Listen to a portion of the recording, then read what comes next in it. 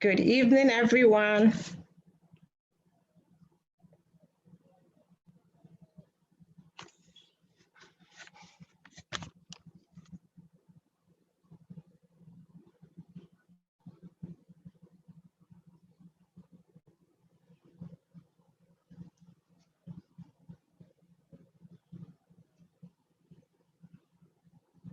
Good evening. Can you guys hear me? Good evening, Martha. Good evening. Welcome, welcome. Isaac, I don't even know where to start explaining this. Now it's success.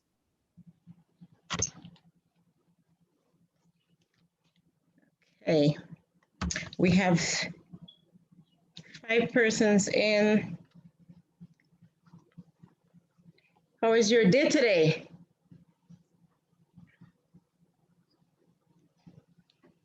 I guess no one wants to speak to me. I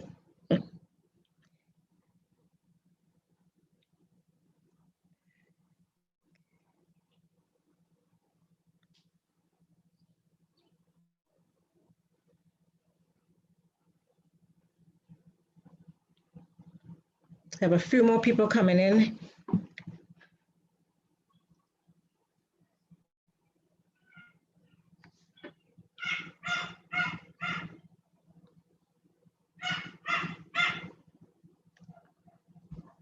Okay, so our devotions for this evening is going to be very short, so we can get right into our cooking lesson. The main reason that you are here, well, one of the reasons that you're here. So when it comes to our bodies, we have to do as much as we can possibly do in order for it to function at its best. Taking care of our bodies is a lot of work. Anybody tell you different? They don't know what they're talking about.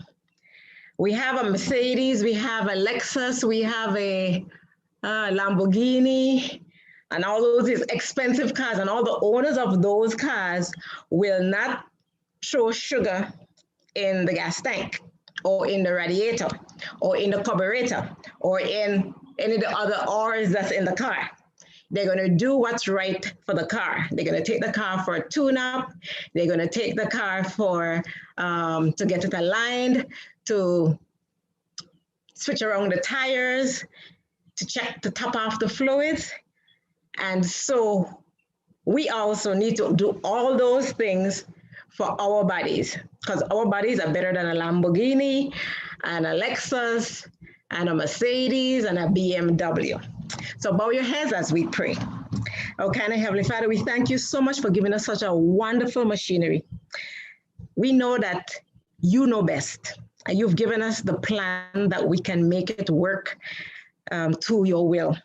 Help us to have the energy and the strength and the withal in order to follow through. Help us not to give up. Some of us have to do 2 things, others have to do 20 things. Help us to do the amount of things that we need to do in order for it to work, for our bodies to work efficiently. Amen. Okay, so as in my prayer, I was saying some of us only have to do a few things and our body works like magic, and others have to do like 20 things in order to get it to the same level. Don't worry about my 2 things. Don't worry about her 10 things. If your list is 20, do your 20. Because guess what? You are the one that's going to benefit from doing your 20, okay? Don't get tired of doing well, especially when you're doing well for your body. You need to get enough sleep. You need to get enough rest. You need to get enough rest, relax. I find a lot of people who don't relax enough. Can't keep still for 10 minutes and just do nothing. Just do nothing. Like I just sit here and do nothing. Some of us, we're going to be thinking about all the stuff that we have to do when I give you a minute to do nothing. And then others, you go into bed, it's time to sleep, and you're thinking about all the things that you haven't done today and all the things you need to do tomorrow, so you can't even get to sleep now. Stay in the present, do your best for your body, and you will be blessed. Your body will thank you. You will look younger than your age. You will have less joint pain. And even if you're having joint pain, it's better to have joint pain than no joints. So thank you very much for coming on the program this afternoon. There's my health nugget and my little devotion all wrapped up in one little health nugget for you. And I pray and hope that we all appreciate what we have. Whether we have little ailments or not, just be appreciative and thank God for what He's given you, because He's given you great things. So just appreciate it, love yourself, do some self-love. And say, thank you, Lord, for my body. Everybody repeat after me. Thank you, Lord, for my body. I need to hear. Thank you, Lord, for my body. Amen. Davina, over to you. Good afternoon, class. It's good to see you all. I hope everyone is here. 50712. If you're able to rename yourself, we would really appreciate it. Or if you message in the classroom to say who you are. Does anybody know who is that person? Because I know most people on here know each other. It's still Pam. It's still Pam. Oh, it's Pam? Yes, it's Yes. Pam.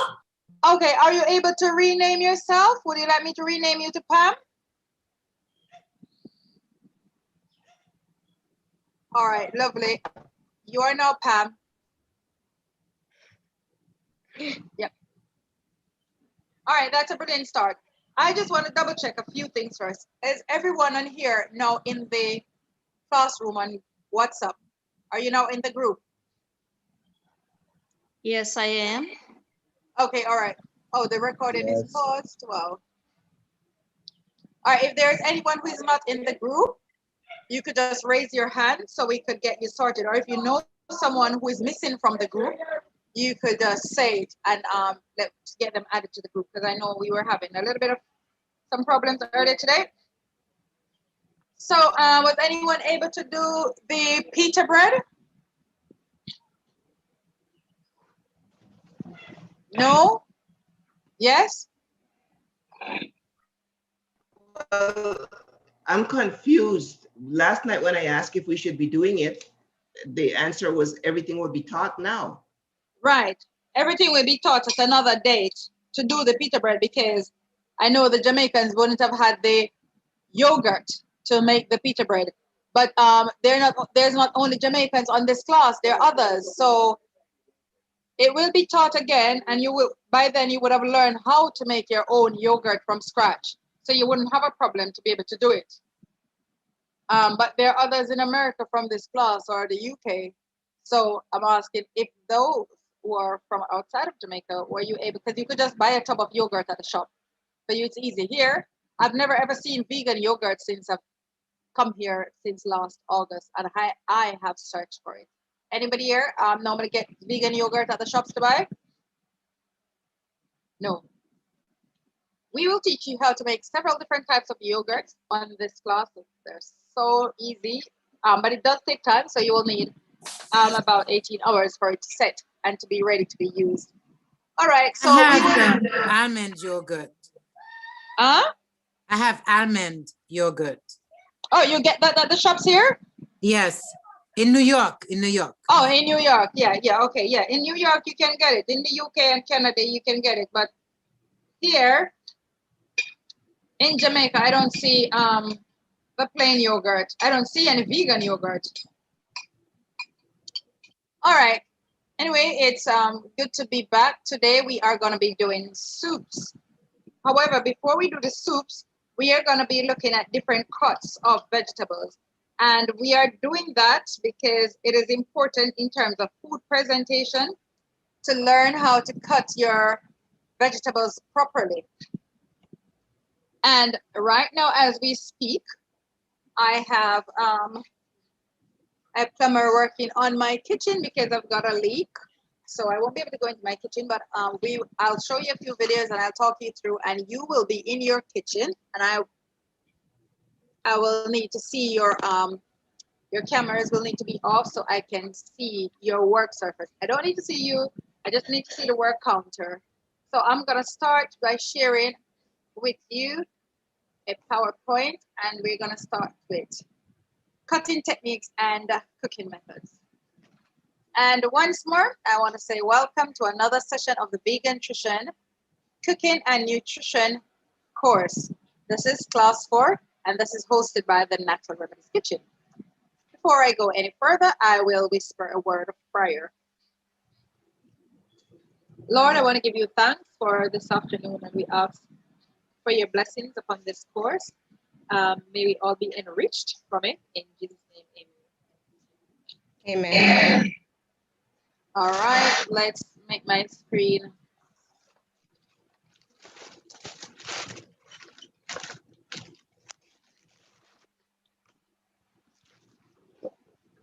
All right, so cutting techniques and cooking methods. Every cook, every chef, every cook in their kitchen needs to know how to cut vegetables properly.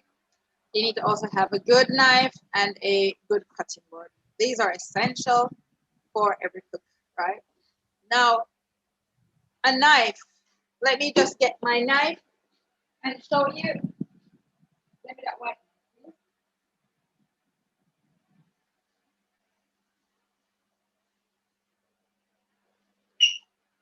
So here, I've got a chef's knife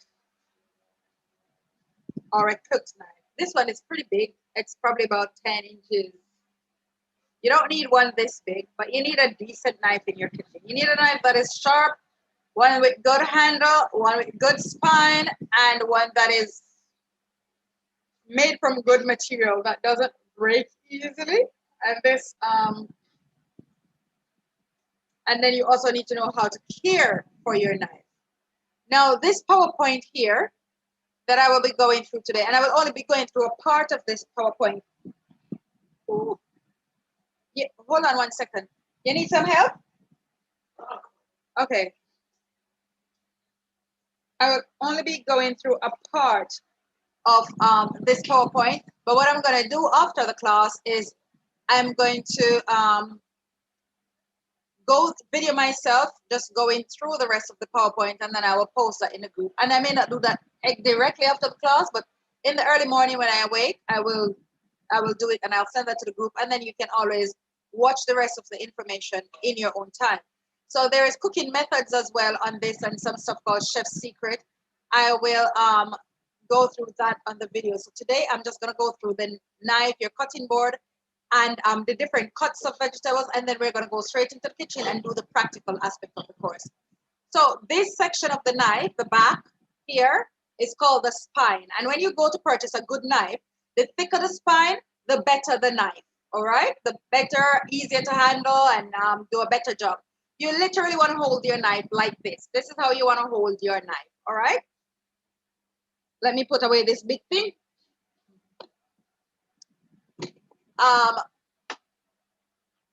Okay, so, oh, there is an image here. Sorry, I wasn't seeing the image because this thing in my way. All right. I actually like when I'm teaching to see the faces. So sometimes I have this box open. Sometimes I actually cannot see the PowerPoint. Now, the knife, this section here, where we have the blade, this section, this is called the edge of the knife. And this is where we use the most. This will do most of the work on the knife. When you use your knife, we use a rocking technique. Too bad I can't go in my kitchen to show you, but I'm going to show you on my book. So the tip, this is the tip, right? That's the point that is also basically the tip. So point, tip, edge. And when you cut, you're doing a rocking motion. Point, tip, edge, rocking the knife like that. Are you seeing, Iris? Are you seeing? Yeah, okay. So this is your action that you're going to be using for your knife. Now, as I said, we will be using this part mostly of the knife. However, we use here as well, which I just call this the base of the knife. It doesn't really have much of a name, but I call this the base. When you're crushing garlic, So you want to peel your garlic, you use a knife, press on it, crush your garlic, and then the dry husk on it will come off easily. So if you're in your kitchens, is there anybody in their kitchen today? Iris, will you be in your kitchen? No? Yaline, will you be in your kitchen?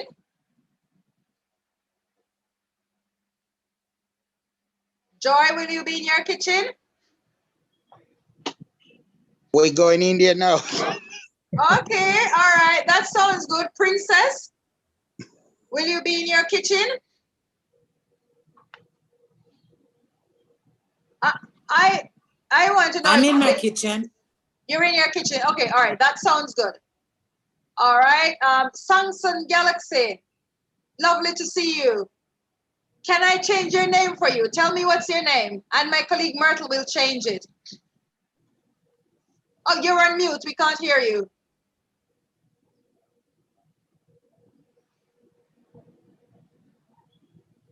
You're still on mute. Okay. You already have my name is Monica. Your name is Margaret. Okay, all right. So Myrtle will change. Monica, I heard. Monica. Okay. All right. So Monica, when you come to class, if you don't mind just naming yourself as soon as you enter the classroom. So Monica is in her kitchen. Well done, excellent, Monica. Can I? But I'm not staying in the kitchen though. Huh? I'm not staying in the kitchen. I'm leaving. All right. So I think what we're doing with today's lesson then, because this is not the kind of Zoom meeting where you come to have somebody talk to you all day. This is a practical cooking course. So I'll be looking on. But who are you gonna be looking at? You. The only spectator here is myself and Myrtle, because we are teaching you. I don't need to learn this. I've been looking at everybody else. We have a problem here. One, we need to understand some ground rules. Let me stop sharing this PowerPoint. Okay. Let me just make a few things clear. This is not your typical Zoom meeting. You have paid £150 or at least £100 to have come on this course. Yes. This course is 3 hours long per day, and I've spent ages putting together these PowerPoints, putting together this course outline, and refining it and fine-tuning it, right?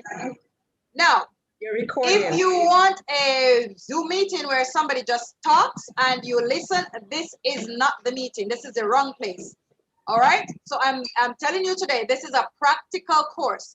I only do half an hour or an hour of theoretical stuff just so you can have a better picture of what you're gonna do in the kitchen before you actually go in there.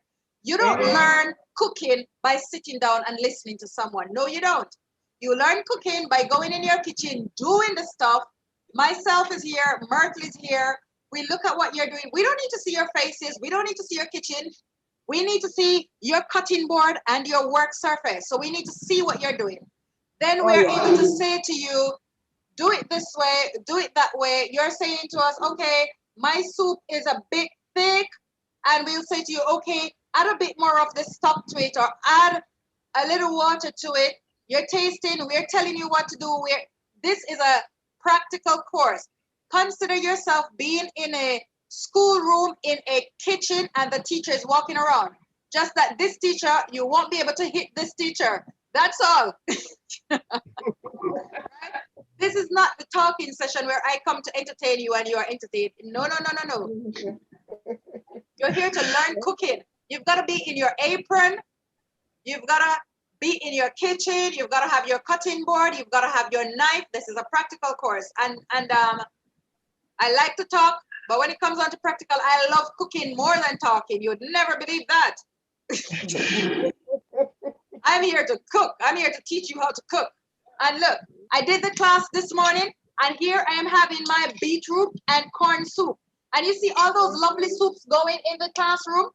Well, I gave half of this as taste test to my household, who are the critics who don't take vegan food or know anything about veganism. And they ask, is there meat in this? They taste beef. Exactly.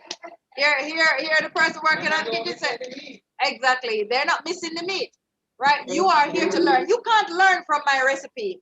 Otherwise, I can sell you a recipe book and you can go and just help yourself in the kitchen, which you can try from a recipe book, and 101 times you can try a recipe and you'll probably get it wrong, or you wonder if their recipe is wrong. I am here to teach you how to get it right. So I would like to see who is in their kitchen today. Otherwise, we can skip today's lesson. If you want us to do all theory today, I will do today's theory. I can do tomorrow's theory. And then tomorrow we can do the practical for the soup and the practicals for the salad together. So I have one person in the kitchen. This is not a good start, class. There's more than one. Can the audio be a little louder? My audio? Yes. Oh, maybe the fan is blowing away my voice. I can Let me hear come a little bit closer. Hold on. Davina, you, Yeah? Davina. I will be in my kitchen as soon as I get there. Won't be long. You'll be in your kitchen soon. Yeah, as soon as I get home. Yeah, Okay, 15 all right, cool. I'll be home 15 minutes. All right, so all right. In the meantime, I will be going through the theoretical aspect of the course of today's lesson, and after that, I would really like to see you in your kitchens. Otherwise, if it's just theory, you can watch the videos. You can watch the videos from the England class. So yeah, so that is your knife. I need to teach you how to hold your knife properly and how to use your knife properly. I cannot teach you that if you're not in your kitchen.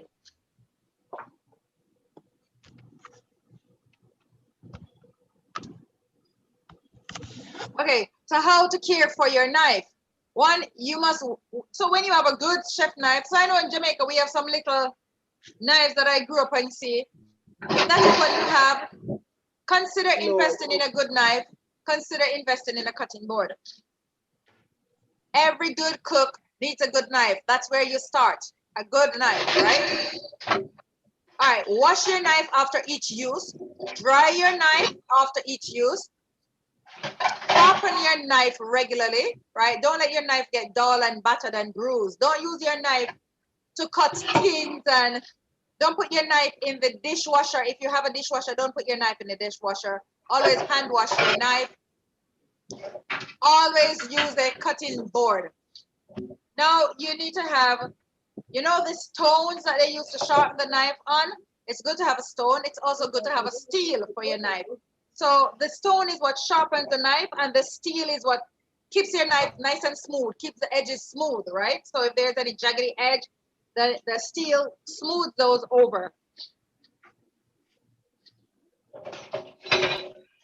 Types of knives. So here you go. You see this one in the middle, the cook's knife? You ideally need one of that. Don't get one as big as mine. You need nothing more than a 6 or 8-inch knife, right? Admitting one more. So get yourself a decent knife. You can get a knife in Costco. Then another knife you may need for this class is it's good to have a small knife that you use for, you know, cutting little things, little vegetables, little stuff. You may find a small knife handy at times.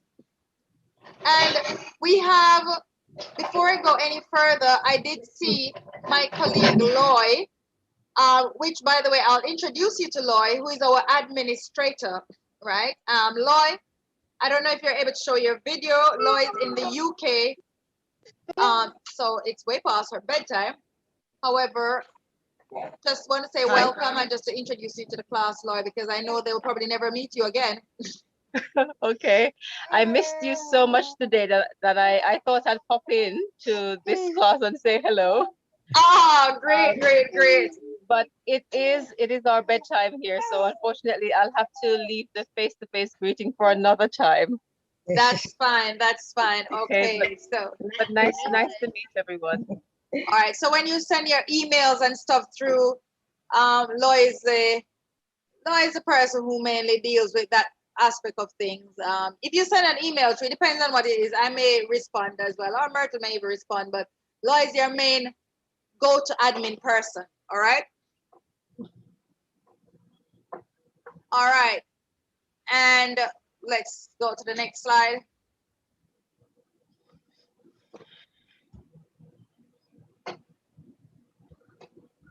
Benefits of a good cutting board. So a good cutting board helps you to reduce cross-contamination. It protects the blades of your knife. It is easier to handle your knife when you have a cutting board. So you reduce your risk of also getting cut. Now, when you are gonna use your cutting board, you need to secure your cutting board. You need to secure your cutting board to make sure it's secure on your work surface so it doesn't slide away when you're trying to cut something. Otherwise, that way you could end up cutting yourself, especially when you're using a cook's knife. It's not the little tiny knife anymore. You don't want to have accidents. So you want to make sure you are safe in your kitchen. That's one of the first things, right? To secure your cutting board well, you can get a kitchen cloth, tea towel, J cloth, anything you want to call it, and you want to damp it, right? So you don't want to wet it so it's draining, but you want it to be damp. And you put that on your counter, fold it, put it on your kitchen counter, and then put your cutting board on the top of it. That will help your cutting board to sit firmly on the work surface. And then you rest your knife on the cutting board. A little bit about knife safety. When you're in the kitchen, never, let me put my camera. Let me stop sharing this. Never be walking with your knife like this, right? Always walk with your knife by your side like this. Let me stand and so you can see it, this action properly, because there's a lot of accidental deaths in the kitchen and injury. Can you see? I don't know what you're seeing. You see that, right? That's how you walk with your knife. With your. I'm not seeing anything. Yeah. See my hand? Yeah, your hand close to your hip. Yeah, so my hand's close to my hip and it's down. So your knife pointing down at all times. That's how you walk with your knife. Never ever hand someone a knife like this for them to take the knife from you by holding the blade. No, put it down on the surface, move away from it and let them pick it up. That's your safest way to hand over a knife. Alternatively, you hold your knife like this, right? So you're holding the back and you hand them the handle and they take it from you by holding the handle. You do it the other way around and you may have fried fingers, all right? So that's a little bit on your knife safety there in the kitchen. Now let me go back to the PowerPoint.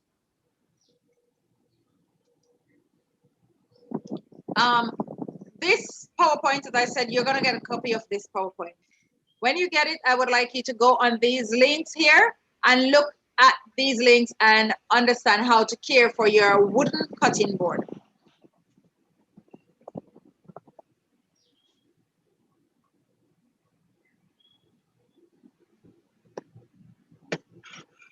All right, so types of cutting board. You have wood, which is most times it's made from bamboo, but sometimes it's made from other hardwoods. You have your hard plastic. I see some little flimsy plastic as well. I mean, I probably have anyway, flimsy plastic, but I don't know if I still have, but I knew I had. You have glass cutting board. You have these three. Now, my preference, they all have their advantages as well as their disadvantages. You can choose the one that you prefer based on some of the information that you'll get now. So a wooden cutting board, I love it. It looks outstanding in the kitchen. They're normally solid. They're normally pretty heavy. However, depending on the woods that they've put together and how well they put it together, sometimes you can have them cracking in the middle. Also, when you chop and they wear out over time, you can get little bits of splinter wood going in your food. But as for some people, certain foods need to be cut on a wooden cutting board, otherwise it does not taste good. Now, with your wooden cutting board, you need to care for it properly for it to be long lasting. When you get these chops in it as well, you can have bacteria growing in the grooves. So you need to care for your wooden cutting board well. You need to get it clean. level down sometimes to get rid of the indentations, and or sometimes you need to throw it out if they. But they do serve hundreds of years if they don't break in two. That is, and if you watch the video and see how you care for your cutting board, you could have your wooden cutting board almost for a lifetime. Now you've got the hard plastics, which are a bit more hygienic and a bit safer. However, they too can get indents. You will find that you have a hard plastic cutting board, and after a while, the main area of it where you do most of your cutting becomes discolored, right? And you can see chops in it as well. Now, again, bacteria can grow in these grooves. What you can do is you can soak your cutting board in bleach or overnight, or what they call Milton. Soak it in it overnight, and then in the morning next day, you use your knife and actually scrape the surface of the cutting board off, and it removes all those old indentations and dirt and bacteria that build up, right?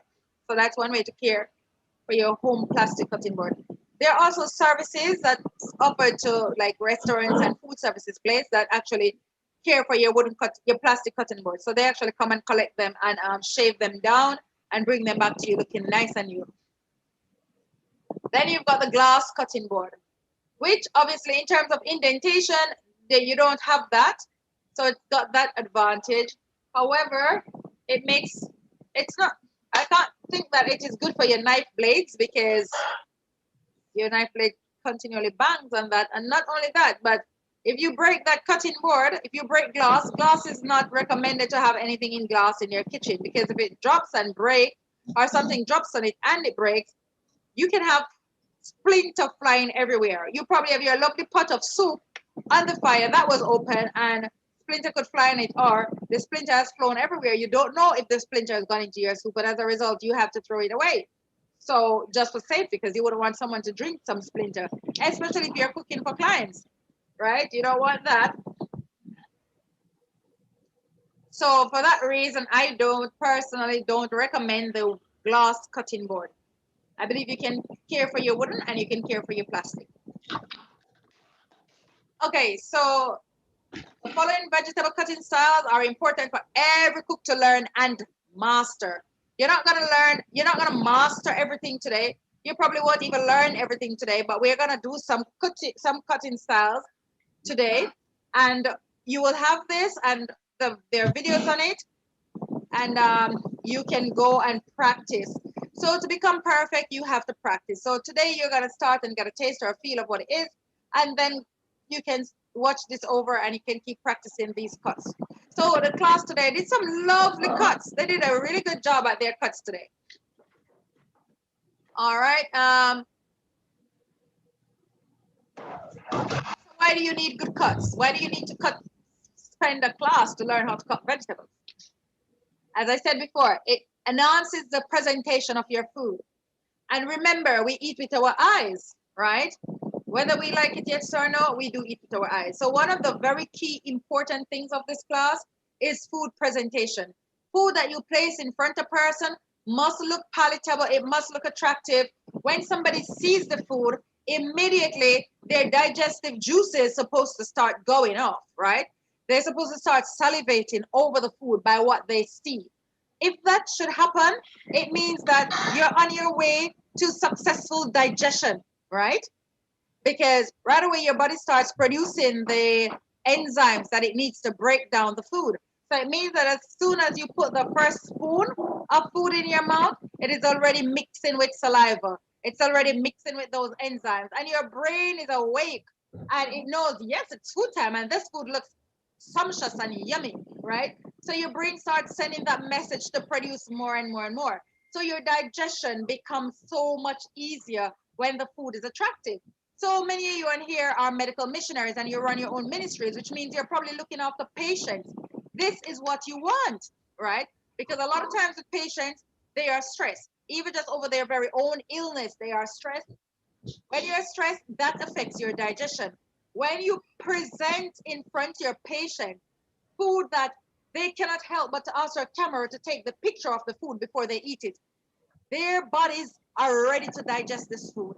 Once their bodies are ready to digest, it means their bodies will be absorbing more nutrients out of this food and it means that their recovery process and their recovery time will be easier, and it will also be shorter. Your client will be a happy client. A happy client means a faster healed client, all right? That is our aim and our goal.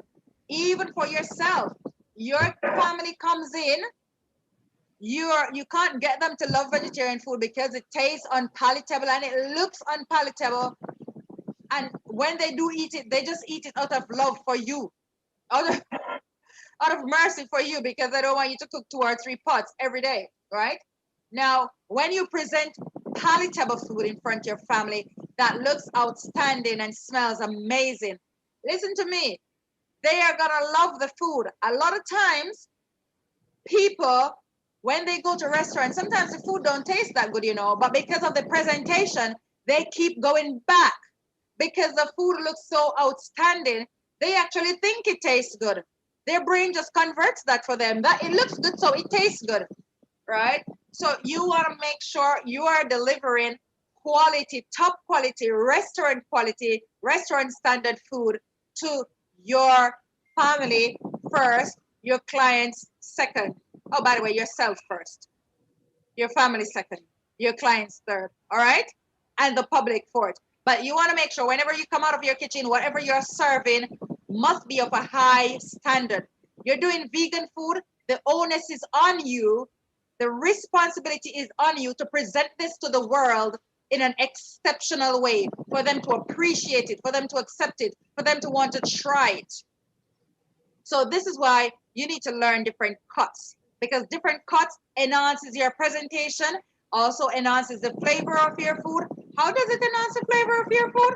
Okay, when you cut things uniform and equal, it means they cook all together at the same time.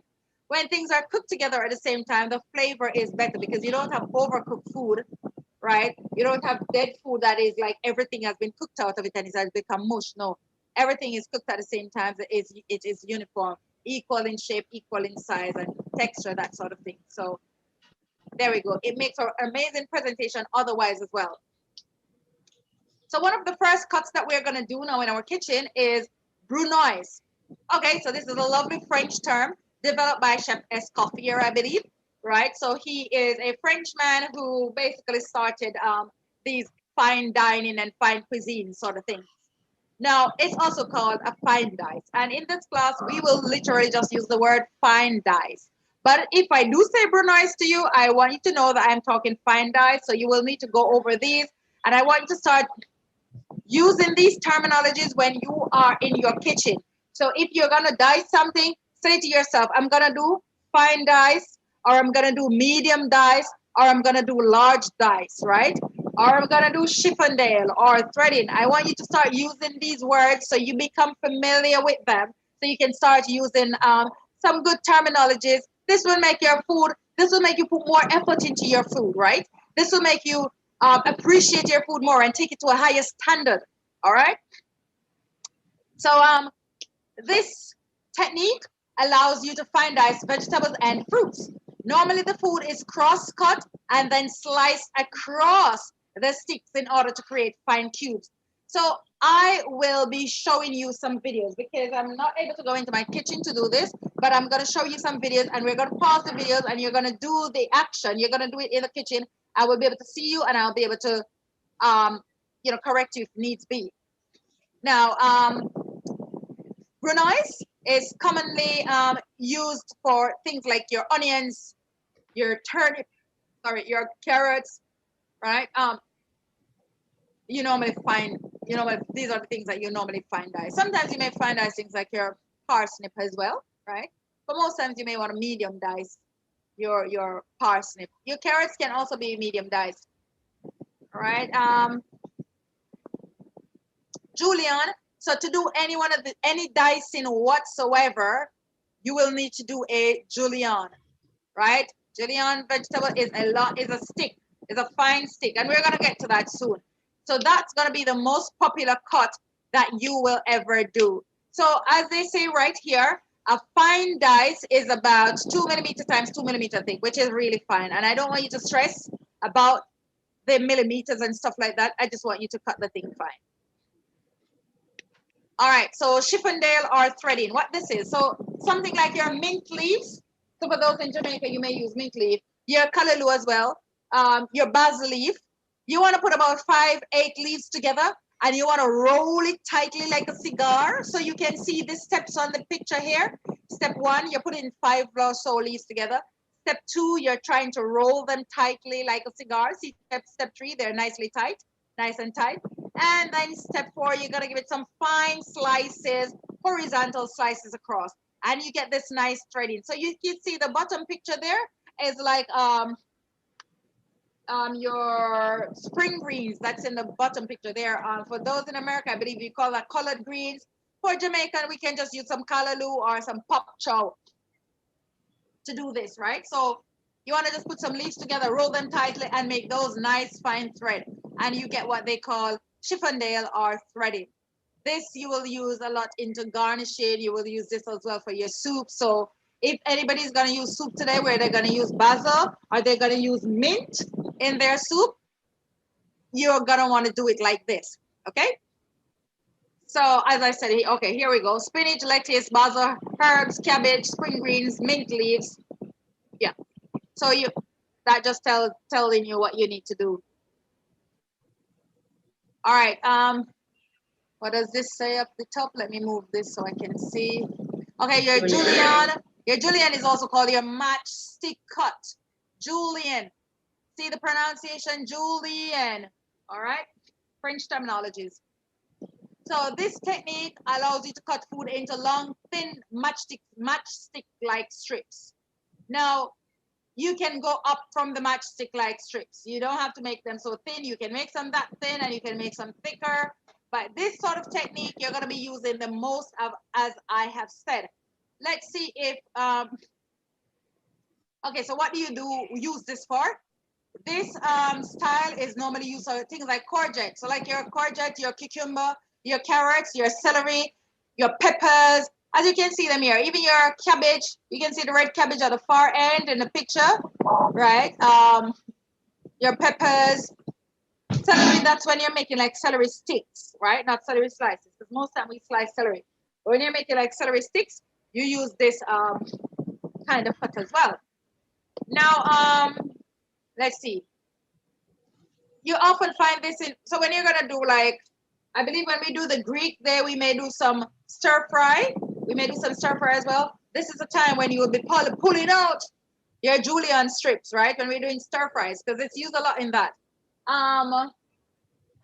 What other dish is used a lot in your stir fries, things like your noodles, sort of thing it is used in.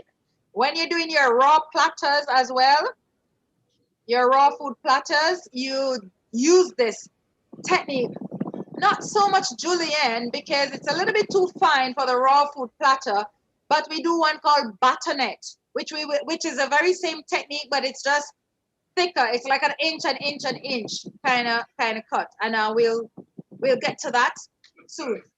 So your julienne, they're saying it's about 1/8 of an inch times 1/8 of an inch times 2 inches in terms of length. It would be 2 inches long. So that's like the middle joint where you bend your finger. That's about 2 inches.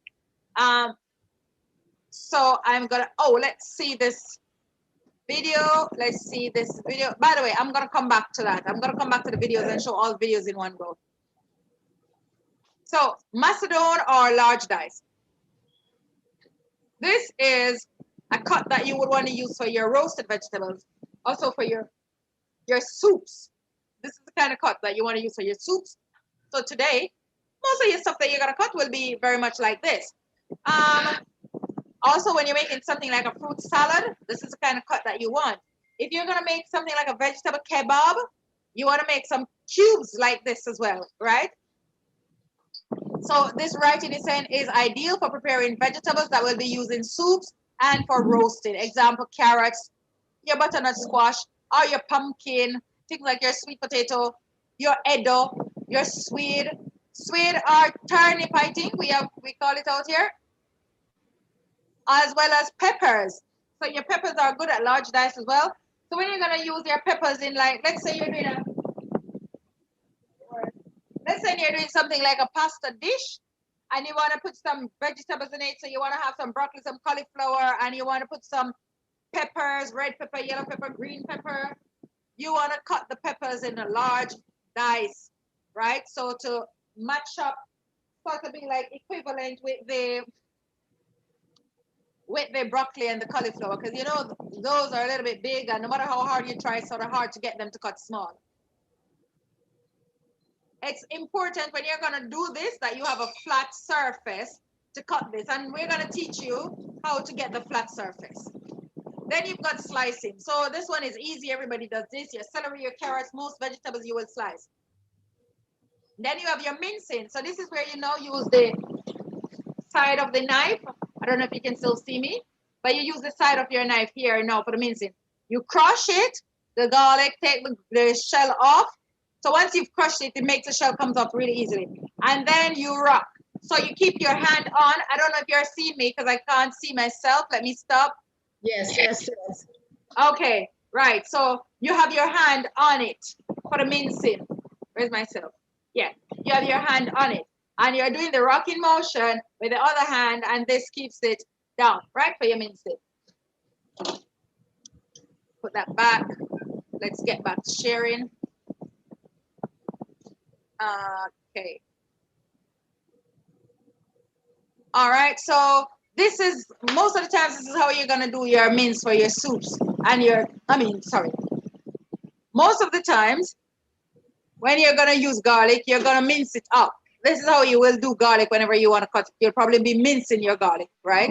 By the way, you could just throw the garlic in the food processor, but then if you're using only 2 pegs of garlic, you probably want to cut that in your hand rather than throwing that in the food processor, because you may not be able to find it after it's finished, right? It's a very fine, as you can see, it's the finest that you'll cut food. It says to use this technique effectively, you will need to hold your knife handle with one hand and use your other hand to keep the blade tipped in contact with the cutting surface while bringing your blade down. So it's basically what I just showed you. Let me move on to the next slide. So this is just showing you a mince. So you see the mince is the first one, the finely chopped up stuff.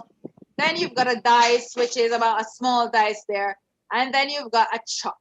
So a chop for the onion there is showing you something like a large dice or medium to large. So this now is,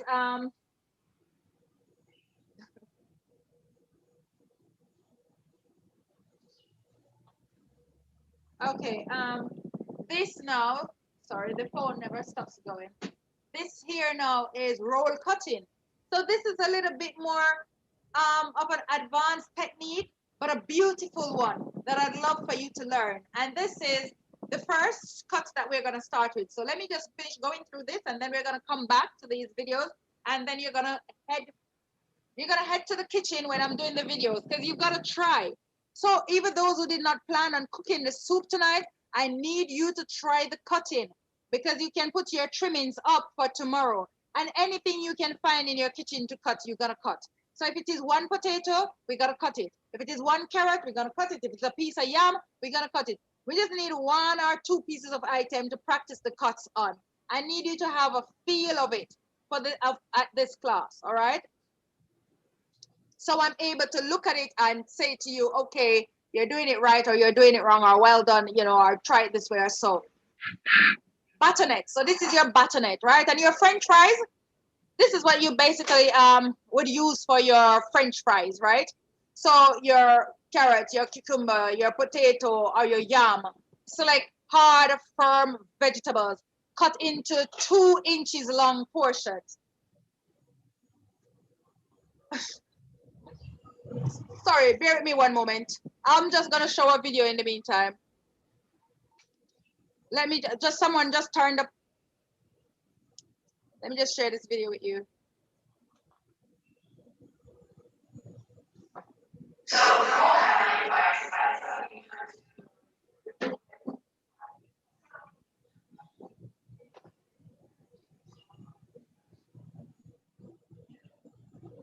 sure that each piece gets evenly cooked. So if you do it at a slightly wider angle, they're going to actually cook at the same time as a smaller piece at a more shallow angle. These ones here I've already cut. Yes, we at a are. very shallow angle can you hear because it as they're well? on the thinner side of the oblong Yes, we vegetable, can. and so they need Okay, shorter all right, I'm amount gonna of cooking start it time again. as you get up. So the roll cut, like the bias cut, is something you turn to when you need a really quick cooking time, most commonly with stir fries.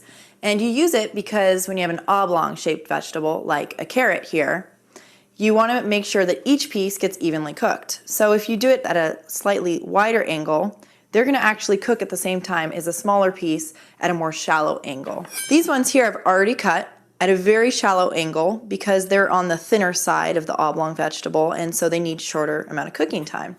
As you get up, the length of the vegetable, the diameter increases, so you need to increase the angle. It's the same concept as with the bias cut. The only difference is once you cut, you roll it, hence roll cut, over 90 degrees, and then you cut again. Then you roll it, cut again. And there you go, that's roll cut.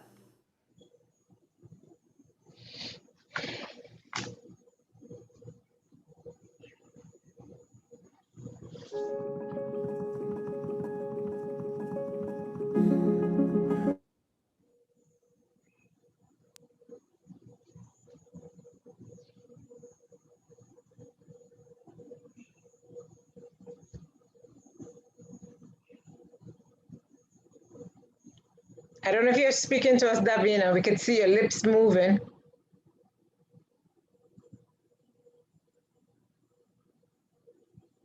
Davina, are you speaking to us? I can see your lips moving, but we can't hear you.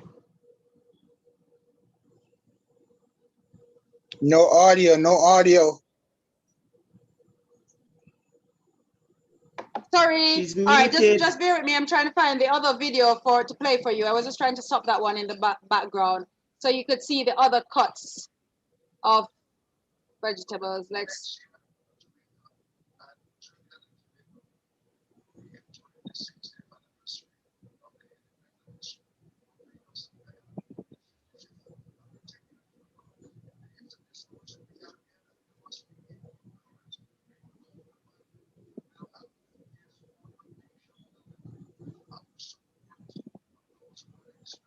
Open that.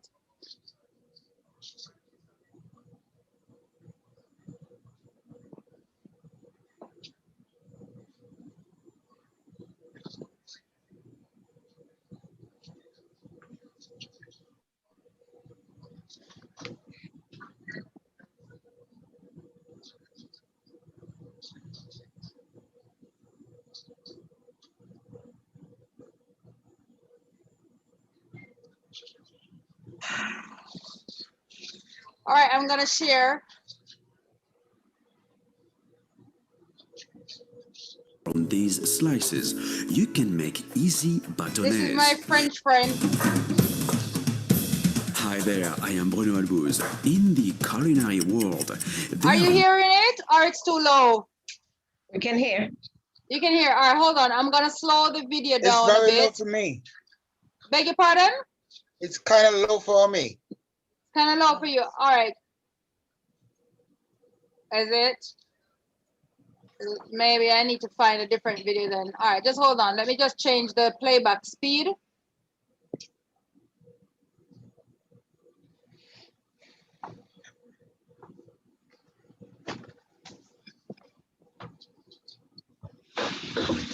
All right, so this is giving you some basic knife cuts, and this is by a French chef, and he's really elaborate. We're not gonna do half of these cuts, right? But you will do the fine dice, you will do medium, and you will do large. I'm just gonna play it now.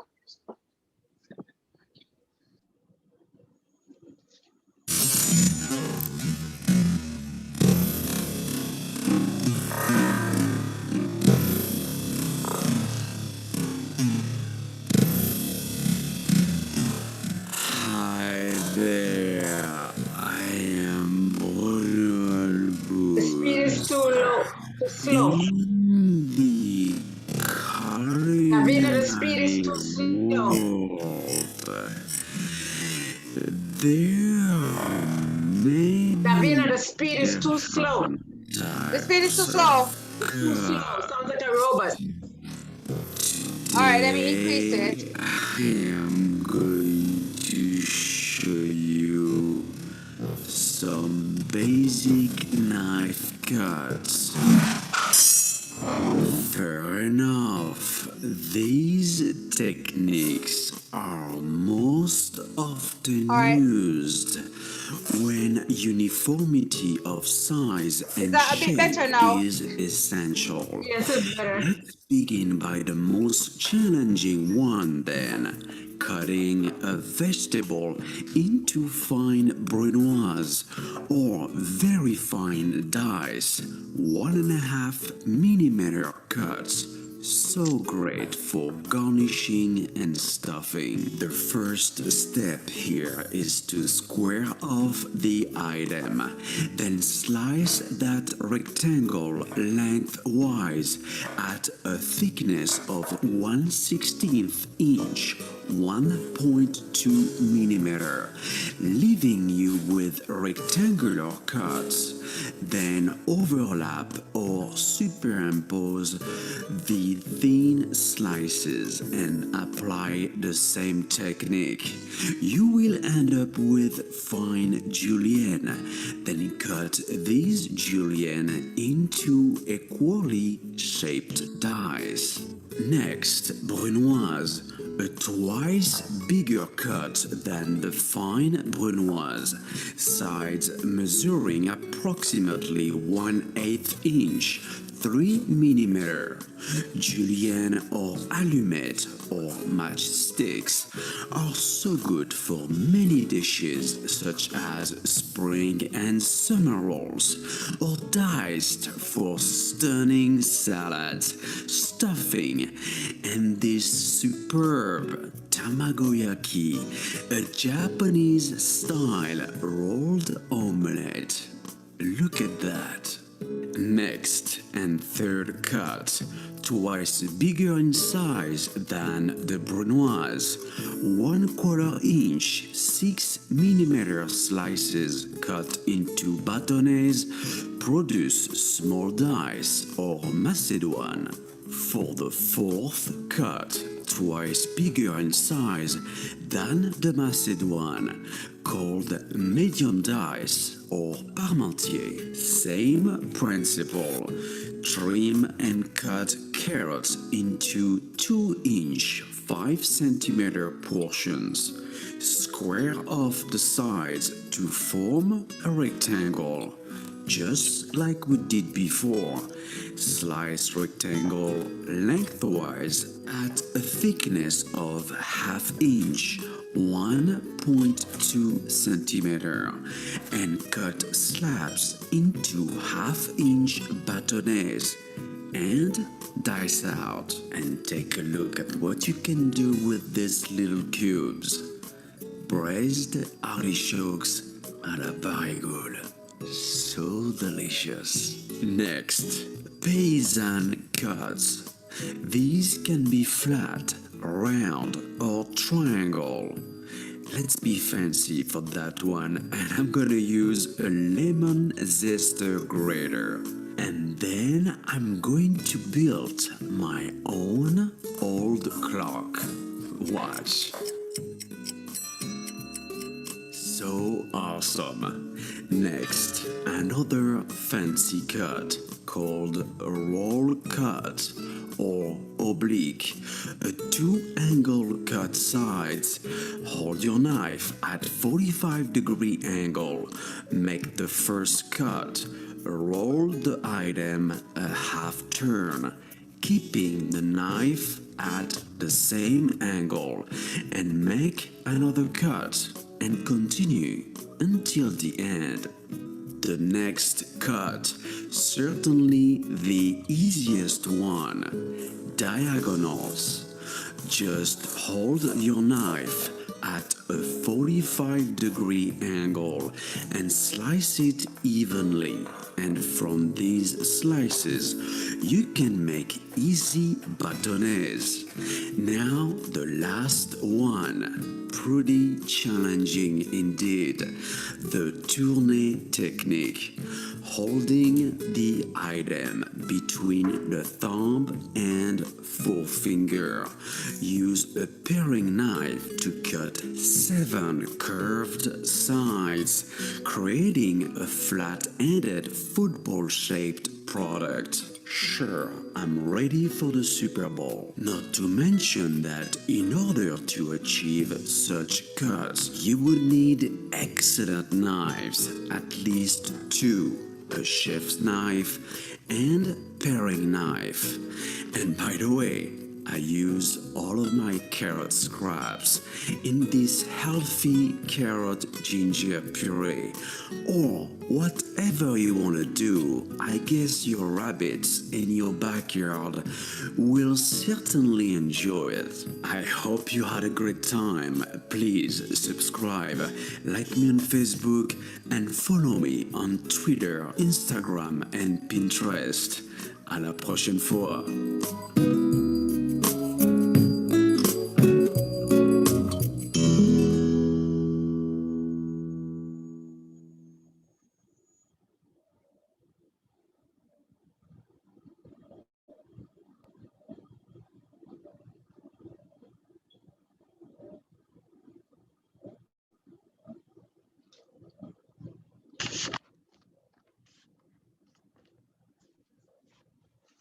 Are we in our kitchens? Davina stepped away. So at this time, I would like to see all those. I would like to see people in their kitchens. If it's 1 carrot you have, I'd like to see you try the roll cutting. That was the first video, the roll cutting. So I'd like you to grab a carrot, anything that you have that's oblong like that. I'd like to see you grab that and try that cut. So Joy and Winston will be doing it. Monica as well. So we don't need to see you personally, but we need you to position the camera so we can see the cutting board. So we can see the work surface, so we can say to you if it is being done correct or not. Are you seeing it? No, not seeing it as yet. I'm seeing Joy's hand. No, her face. Not seeing it. Okay. No. Are you seeing it now? No. I'm seeing the top of the knife. The top of the knives. So it needs to go down more. Yeah. So you would need to find a place to position your device, you know, because for classes, this is how classes go. So you will need to find a comfortable spot where you're gonna keep your phone or your tablet or your laptop going forward. Where's the tablet? And I'm having a problem positioning it. I don't know. Oh my God. Yeah. All right. Yeleen, I can see that. Well done. That is correct. Yeah, brilliant, Yeleen. Brilliant, brilliant, brilliant. I think her name is Evelyn. Oh, Evelyn, sorry. All right. It's not still not working. All right. Myrtle, Hi. are you able to give an eye for me for the next few minutes? I'm just gonna sort something out with Sure. my plumbing system. Yeah. All right.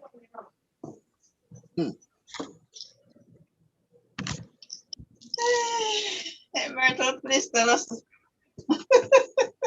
I'm going to okay, I'm looking at you now, Strawn. Your camera needs to be lowered. Lord. Lowered. It's coming down. Come down some more. Come down some But more. that's the countertop. Yeah, we need to see the countertop. With that, it's on the countertop. The camera is on the countertop. Okay, so you say it's a laptop? No, it's a tablet. Tablet. You need to point the top of the tablet downwards so you can see. Yeah. Okay. Okay. So am I positioned right? Yes, you start by cutting it on an angle. Cut it on a 45-degree angle first. Like this? Don't cut it straight. Cut it slight. Yeah, it's at an angle, yeah. Now what I need you to do is position your body towards the camera. Oh, okay. Yeah, so I can see. Okay. That's okay. Let me see if I can pin you. Let me see if I can pin you so I can see you clearer. Okay. All right. So I'm seeing your left hand. Okay, now I can see the knife. Go ahead. Okay, so a sharper angle that looks kind of straight still. You want to cut it on a slant. yeah. It's slant model. Okay, go ahead, cut. Okay. Okay, you roll. So roll it. Roll over more. Roll over more. It's gonna look almost like a triangle when you finish. And you come back to the same Come back to the same angle. No, your hand is in the way. Can't see again. Hand is in the way. Yeah, but you make sure you get the same point. Okay, cut now again. the big part is gonna be on the top, and then you're gonna cut down going into a smaller angle. Okay, so like this. Your camera moved, so I'm not seeing. Camera moved. Go ahead and cut it, and then pick up the piece and show me. Pick up the piece that you cut. I'm not seeing. You got to bring it to the camera. Carry it closer. Come over here. Over here. Camera, where's the camera? All right. Some more. Okay, back up a little bit from the camera. Correct. To roll it. It's a little too wide, but that's the idea. Okay. So narrow in the angle, and go ahead and narrow in the angle and cut again. Let me see who else is. Got it. Turn the other way. So come this way now. So like so. Okay. I don't think that's how they were showing it. We're showing that. Pam, I'm gonna pin you so I can see. And then you roll again. And then you roll again. No, keep it on this way. I lost Pam. Pam, pick up one of them in your hand. Somehow I can't seem to be able to pin you. No, not the big piece, the piece that you cut. The piece that you just cut. Yeah, pick up one in your hand. Just up a little bit. Okay, that's very good. Now, if you guys take a look at Pam, go ahead, hold it back in your hand, Pam. I wish I could pin this so that everybody could see. A little higher. Okay. Yeah, now, you're talking to me? To Pam. Yes, Pam, lower it a little bit, Pam. Okay, hold it between your thumb and your index finger so we could get a better look. That's Pam I'm speaking to. Okay, you guys see how that's almost like a triangle? It's narrow at the bottom and wider at the top, or I could say vice versa. The top is the part that's pointed upwards right now is small, and then it comes up wider at the base. So you come up like this. When you're finished. Okay, let me go back to Joy and Strawn. Where are you? Okay. Okay, back here. So I come back here. Okay, so hold up. Much better. Yes, it looks good, Joy. Okay. All right, and then I'm going over to Michelle. Michelle, yours is looking lovely. I'm seeing it. I'm seeing it on the counter. Very good. Who else is cutting? Just continue cut. I know Monica stepped away. Angle. Okay, so anybody else can grab potato or carrot or whatever from your fridge.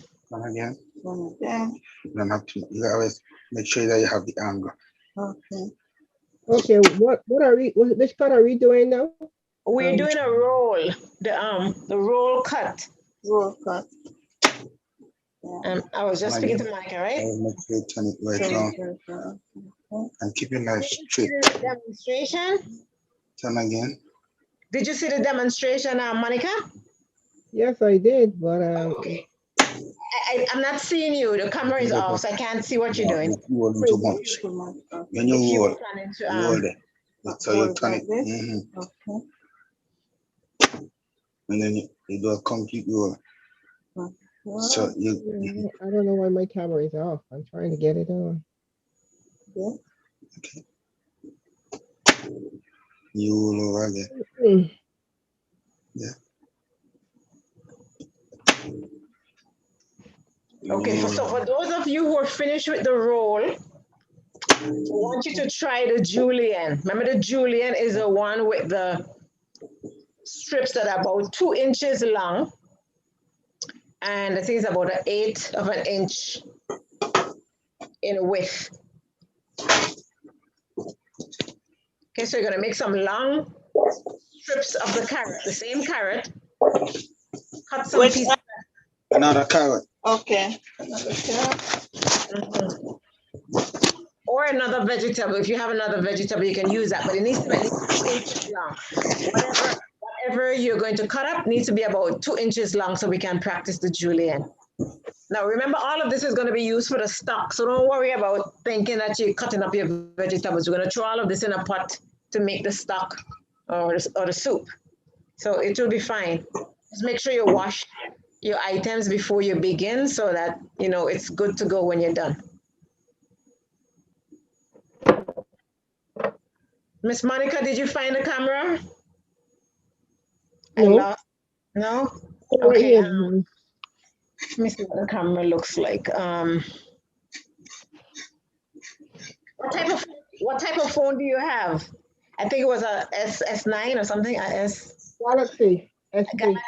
Does anyone on the platform have a Galaxy that can help Miss Monica put on her camera? I had it on before, so I don't know what's the matter. I came here.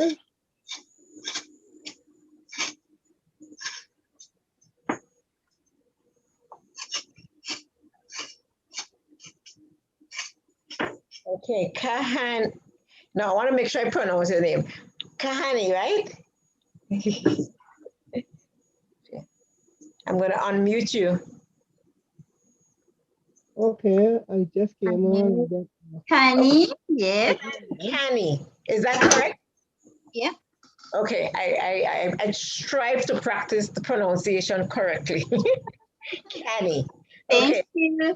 Let me just wash this and come back. No problem, no problem. All Okay. right. Let me go to Miss Monica and I'll come back to you, Kani. No You need to put your camera downwards, Miss Monica, so I can see your surface. Yes, there we go. Now I can see. Very good. Continue to make it stay there. So you're going to start off by cutting a slant. Oh yeah, can you see my table counter now? Yeah. Yes, I can see it very clearly. Good. So one of the carrots, I want you to cut it on a slant.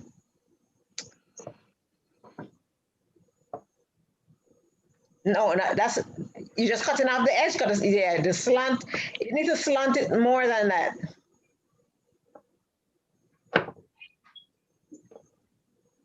Okay, like that. Like that. And then roll it and cut it again. No, you're not cutting it the same slant, Miss Monica, you're not cutting it in the same, oh, okay. I probably wasn't seeing correctly. Okay, that's good. That's correct. Okay. All right, now pick up the second piece that you just cut. Don't cut another one yet. Pick up the second piece and let me see. Okay, let me turn the light on. Okay.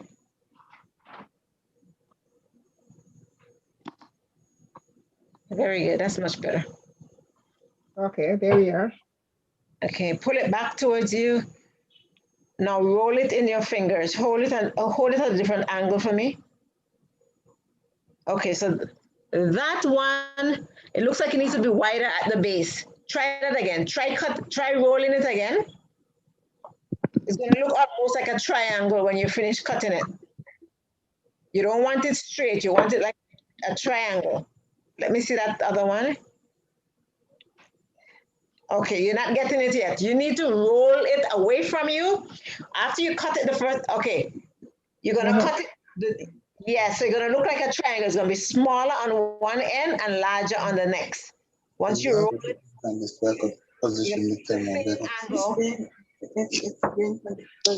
She's seen, you know? How about that? That's getting better. Now you see how it's slanted going towards the left.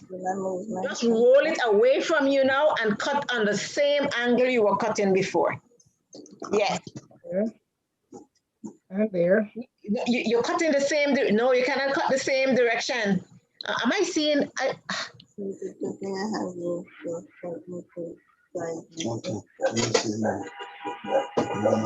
Okay, go ahead and cut. Go ahead and cut. Please do. I'm seeing it.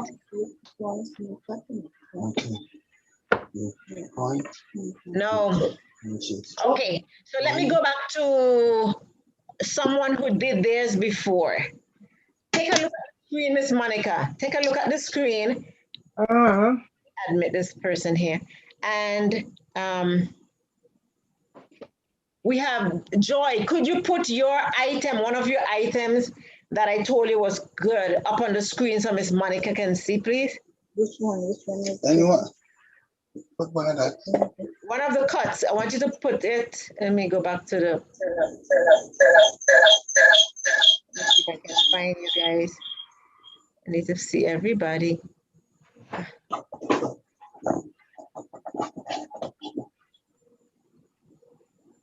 Can you see it, Myrtle? Oh, you guys using a second device? Oh, okay, I know what happened.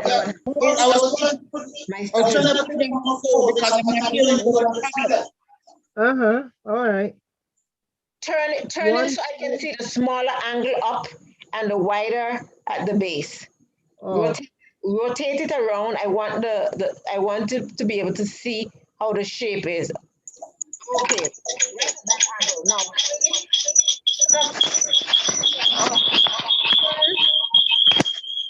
Okay. You guys have an echo. I lost you. Do you have two devices on? Because the one I'm looking at doesn't have anything. I'm not seeing anything. Yes, he did have two. What happened? He changed device because I was hearing good on this tablet. Okay, well, can we see? Okay, so that means this one, I am looking at the wrong device. Okay, let's switch. Can you see now?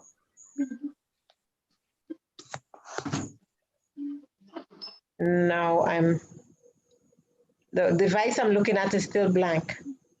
So let me unpin that one because I pinned that one to the screen. So I am going to unpin that. Okay, so which one?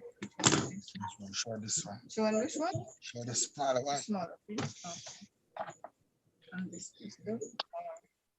Show these two pieces. Yeah. Okay, I'm trying to remove you. Oh, a minute, press this. A minute.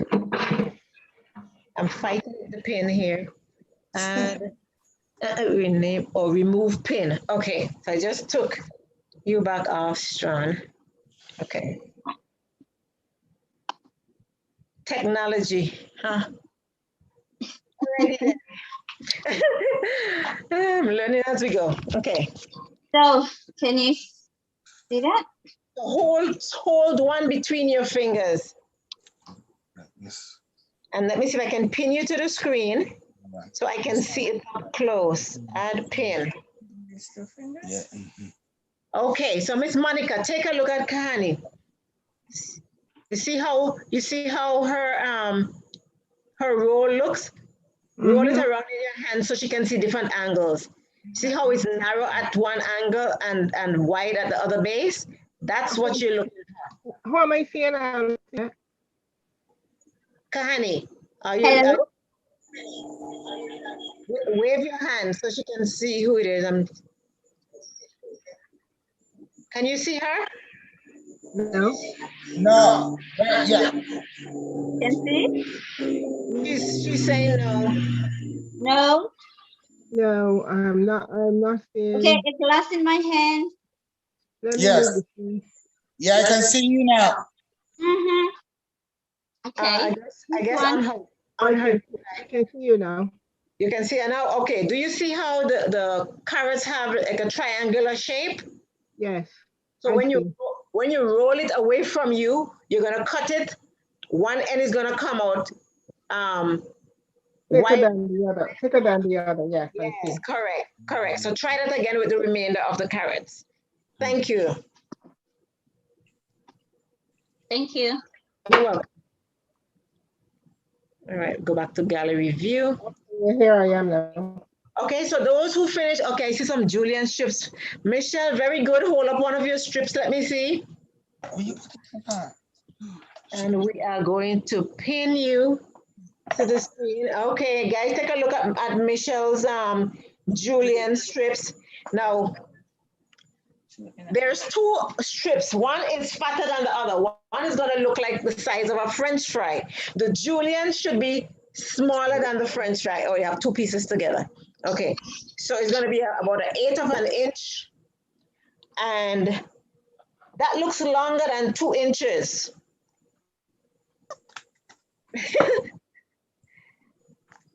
And when you cut them, they also need to be uniformed. Okay, so Miss Michelle, do a few more, needs to be uniformed. The top and the bottom should be the same size. I'm not in my own kitchen, so the knife that I'm using is not the correct knife. Okay, no problem. I'm visiting with my mom, so I'm using what she has as best as I can do. Okay, all right, I understand. All right.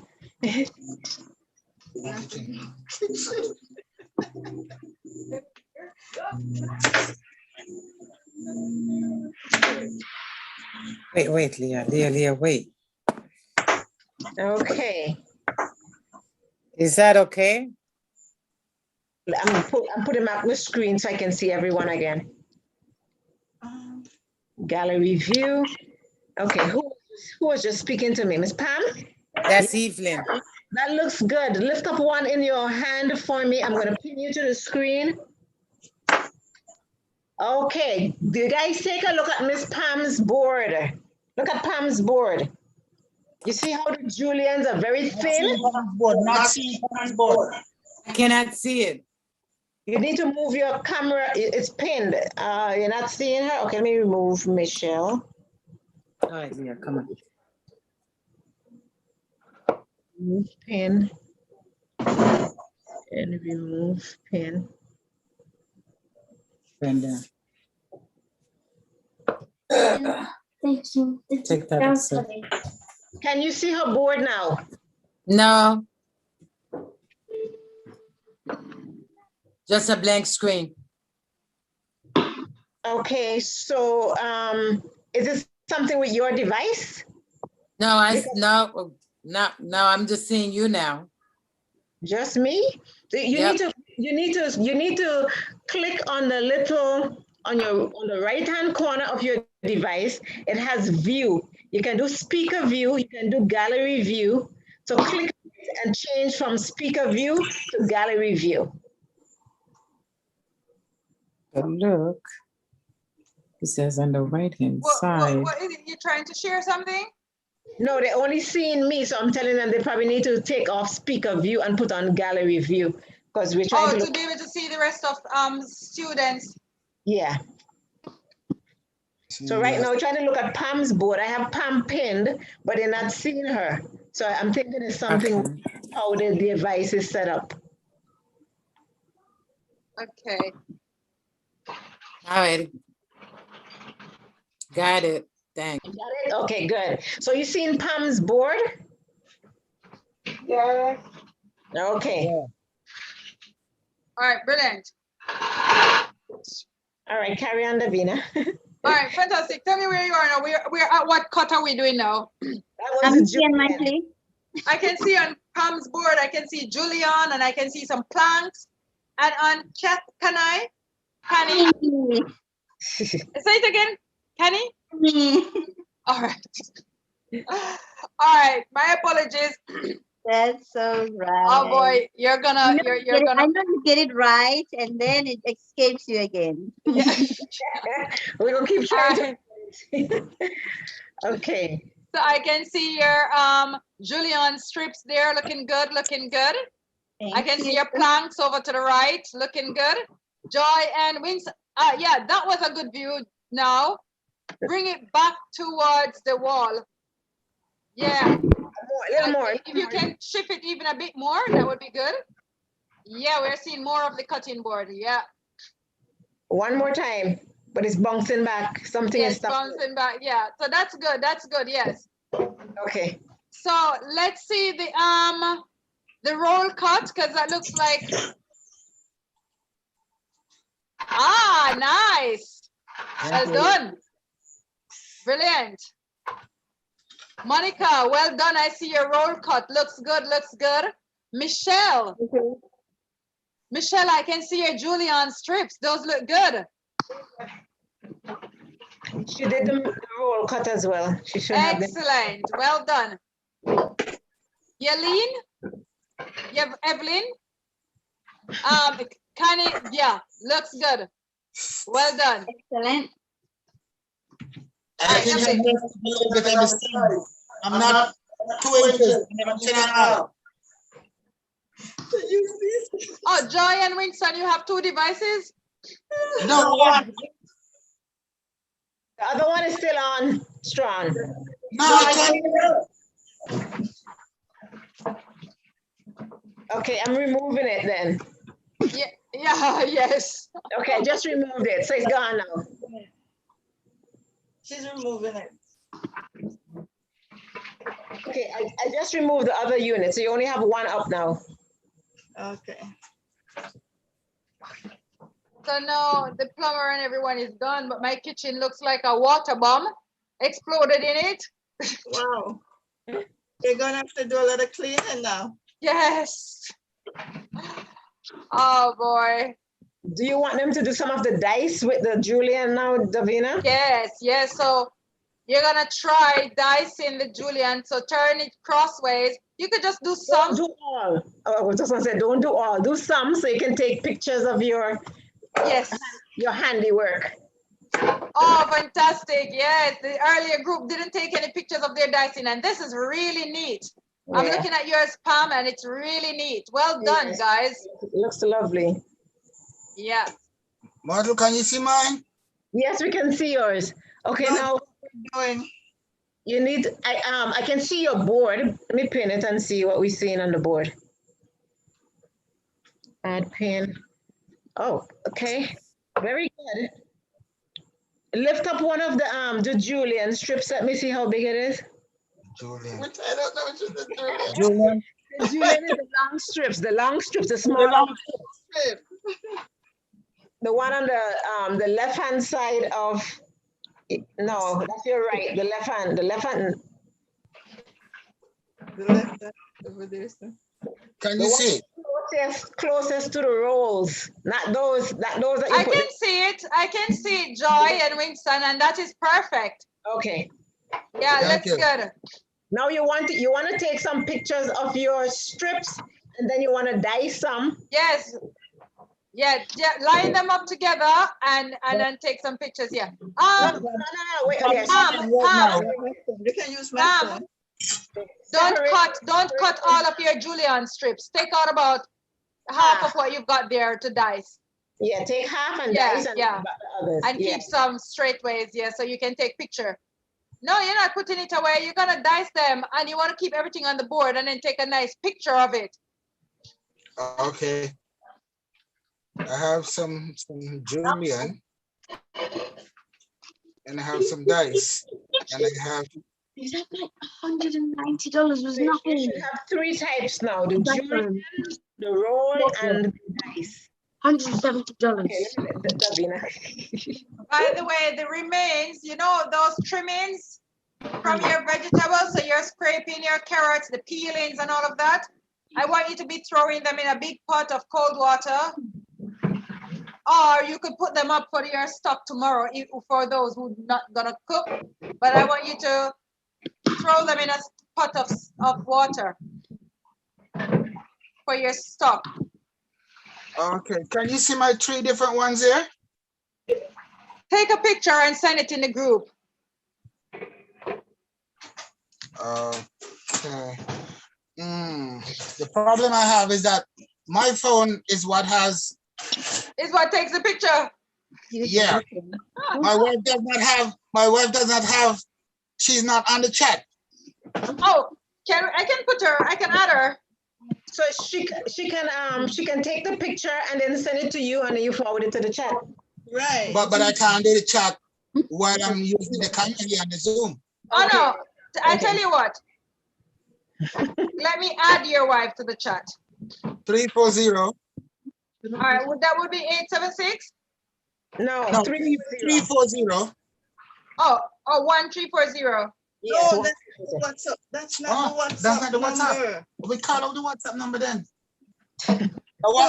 We have a problem here. The number, the WhatsApp number is a Canadian number because my wife is a Canadian. Okay, so I put 1 first. Then Jamaican. Listen, is a whole part. She is a Canadian citizen, but a Jamaican born. All right. And she married to a Kitchen who who's an American citizen. I don't know my identity anymore. Give her your All number. right, 340. No, it's a Canadian number. 587. 587. 589. 87. 589. 589. 7263. 7263. Yes. Name? Like Joy. Joy. Hi. Okay, Joy and Winston. Yeah, that's better.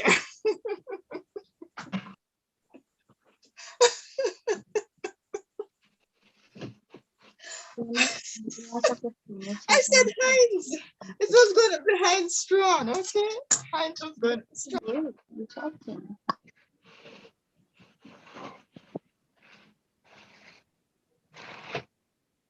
Myrtle, did you get that number? The whole world did.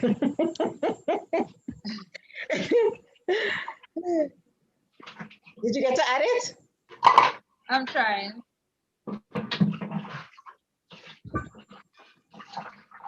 I didn't copy it down.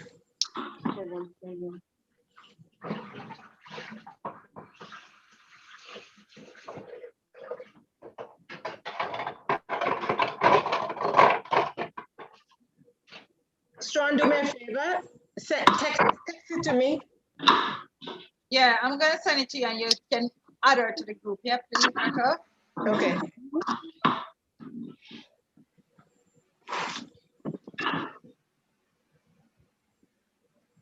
Okay, there you go. All right. Yeah. Okay.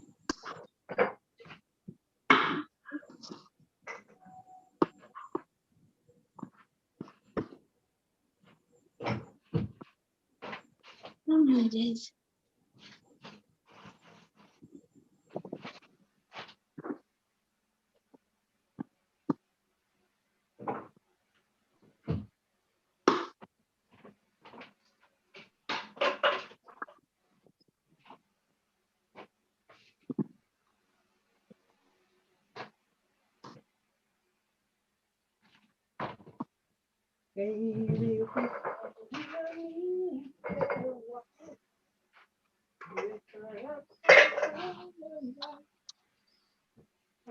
We ready for the dancing? Is it in the group now? Have you taken it? I didn't it just now. Joy?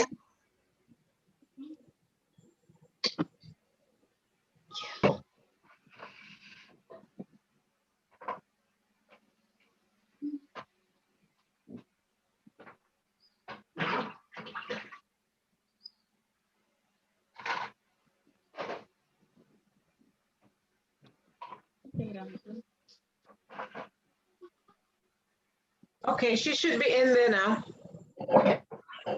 Okay, if you take the picture now and send to the group. Anybody, everyone, you can take your picture, send to the group. Michelle, that looks good. Yeah, Kanai, that looks good.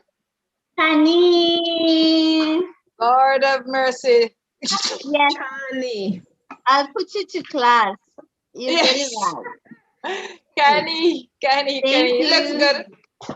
No, you're not gonna, you're just gonna take a picture of it. You're not storing it away, you know, you're gonna use them. Okay. Yeah, just take a picture of it and send it in the group. The pictures anyways, okay. Yeah.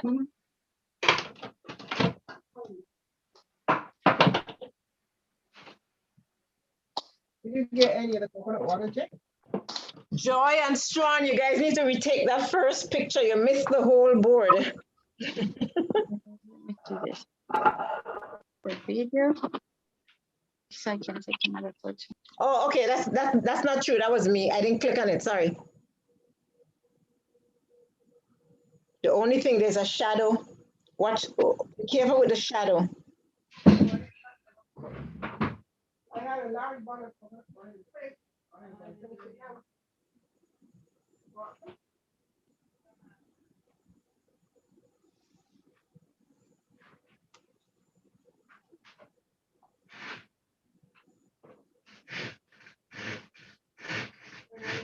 Pam, your board is looking lovely. The picture came through. It's very nice.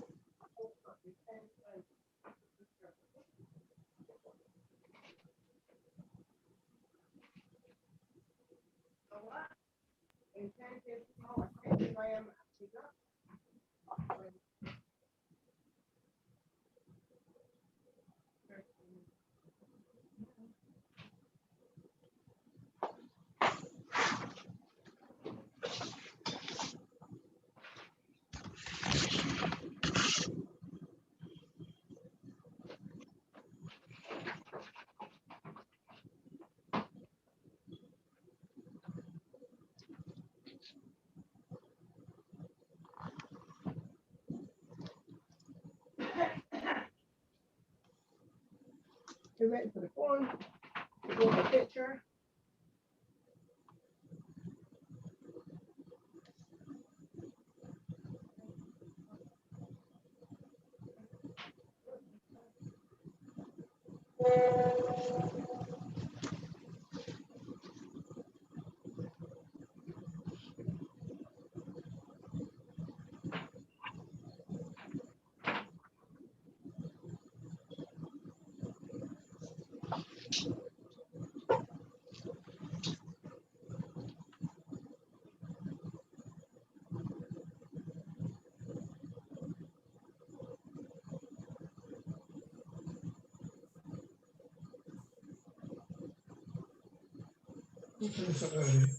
It's not finished. Huh?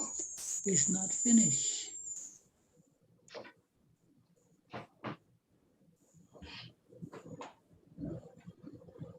I had to move it from where it's at because if I work in the kitchen.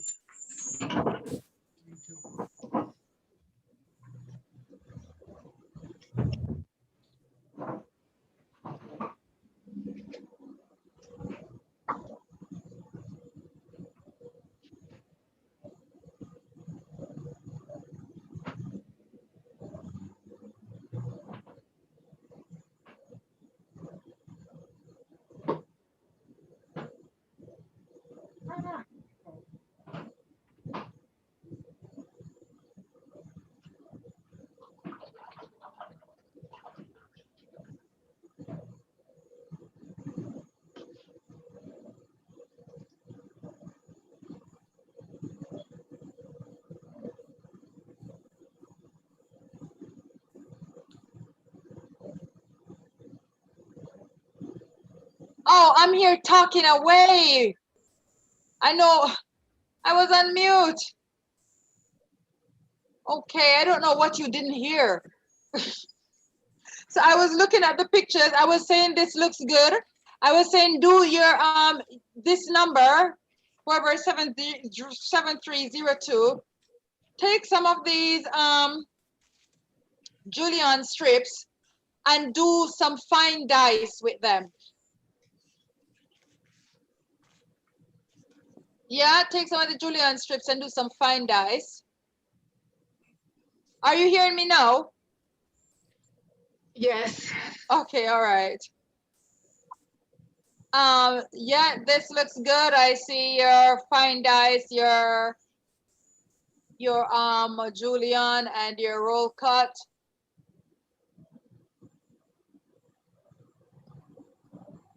Ah, okay, all right. So only thing now with these fine dice, the fine dices are too long. But it's very neat. The work here is very neat what you have done. They're very uniformed, very in order. I like that. It makes a really good presentation.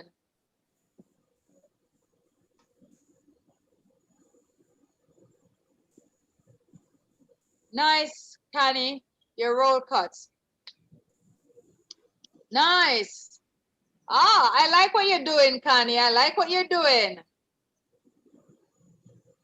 Good, good, good. So these could be a little bit smaller. They're a little bit too long. So the thickness is perfect, but the length of some of them is a little bit too long. Oh, sorry, Davina. I was saying thank you, thank you. I was muted. Thanks. Okay, all right. This is good. This is good as well. This is nice. Nice fine dice, nice julienne, and nice roll cuts. And I can see the celery sticks over the corner there. Nice. I like what I'm seeing. Oh, so some good stuff here. All right, so I want you to do a large dice now. I want you to grab a potato.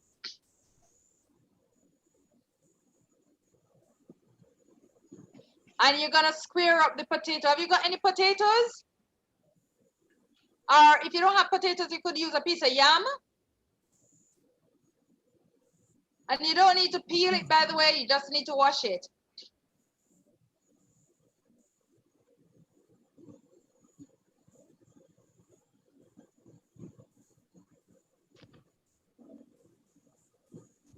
Oh, the recording was paused.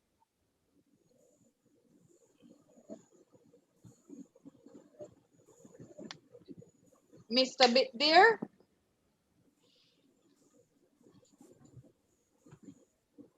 All right, so how are we getting on? Have we got a potato or any one other vegetable that we can? Yeah, okay, potatoes. All right, so we want to do the very same procedure that we did to get the julienne. We want to make the planks, but now we're gonna make thicker planks, right? Because we want to make large, we want to make medium now dice or large. So we want to make thicker planks. So instead of cutting the carrot in 3 or 4, you're gonna cut it now in 2.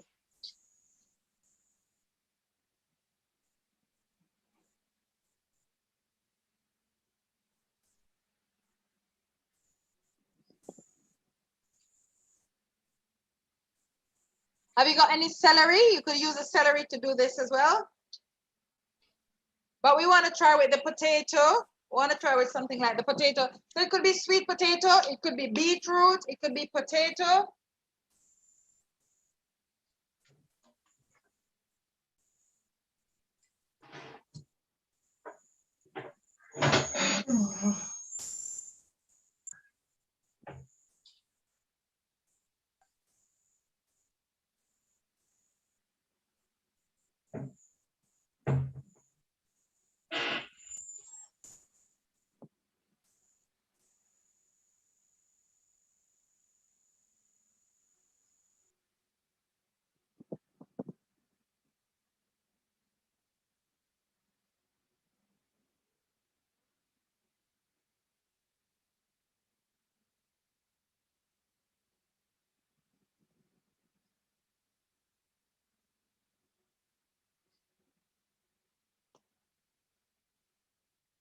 So you don't need to peel it, you need to just, okay, I was saying you don't need to peel them, you just need to square them up like you did the carrots.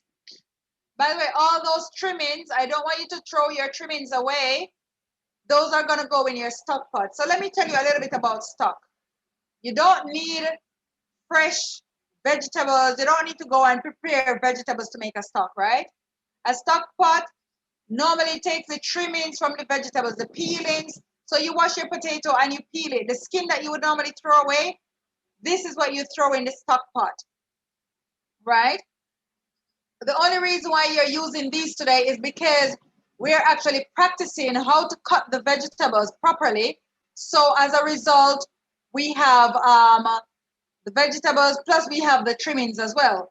But ideally, what you want to do, right? This is ideal. Wow, them potatoes look good, Michelle. Excellent, excellent, excellent, Michelle. So ideally, right? You're welcome. So ideally, for your stock, as you can save up your vegetable trimmings all your trimmings for the week of prepping your vegetables. Yeah, Pam, looking good. So Pam, you see those butternuts that you have there? That's like chip size like? You use those for raw food platter and stuff like that. Obviously, not the potatoes, but if you do carrots and other vegetables. But that butternut there looks good. So you can make your large dice now. Cut another inch thick. Yep. Perfect. Perfect, Pam. Perfect. Yeah. Excellent. Yep. Okay. Well done.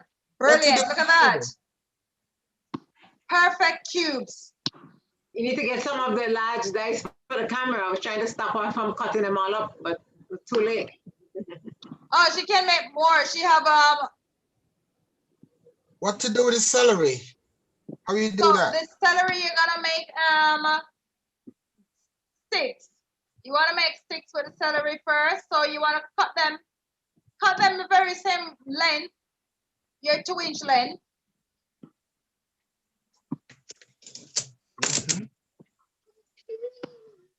So Winston, you see those trimmings from the celery that you are going to cut off? Don't throw them away. Okay. Those go straight in the stock pot. You could just slice up your celery, but you can make sticks with them as well. Okay. Yeah. Am I doing it right?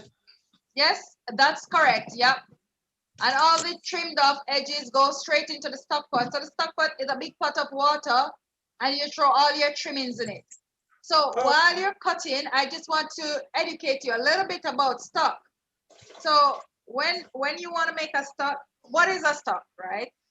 A stock is a flavorful liquid or something concentrated with just the flavors from either meat, chicken, fish, or vegetables. In this class, we're making vegetable stock because we don't do the other stuff. Now, in the store, you can buy stock in the supermarket. But I don't recommend that on this course. Why? Whenever you find processed food, you always find stuff in them that you don't want in your diet. So most of the stuff in the supermarket, even when it says vegetable, it will have, sometimes they have animal fat in them. Like maybe chicken fat in them, or maybe there is milk in them. And if it doesn't have those, then they have MSG in them. You don't want to go near that. And if it doesn't have that, for those who may not take yeast, it has yeast in it. So for people like me, I have no need. There's no stuff on the market that I can use. And I don't bother either to worry myself because I don't go so much for processed food. I rather prepare everything myself. So this now, we're teaching you how to make your own stock. A stock you use as the basis, the base. So when you're making a soup, normally you would put water in a soup and you put your vegetables in your soup, and then you'd probably put some Maggi noodle in your soup, right? Nice, Evelyn.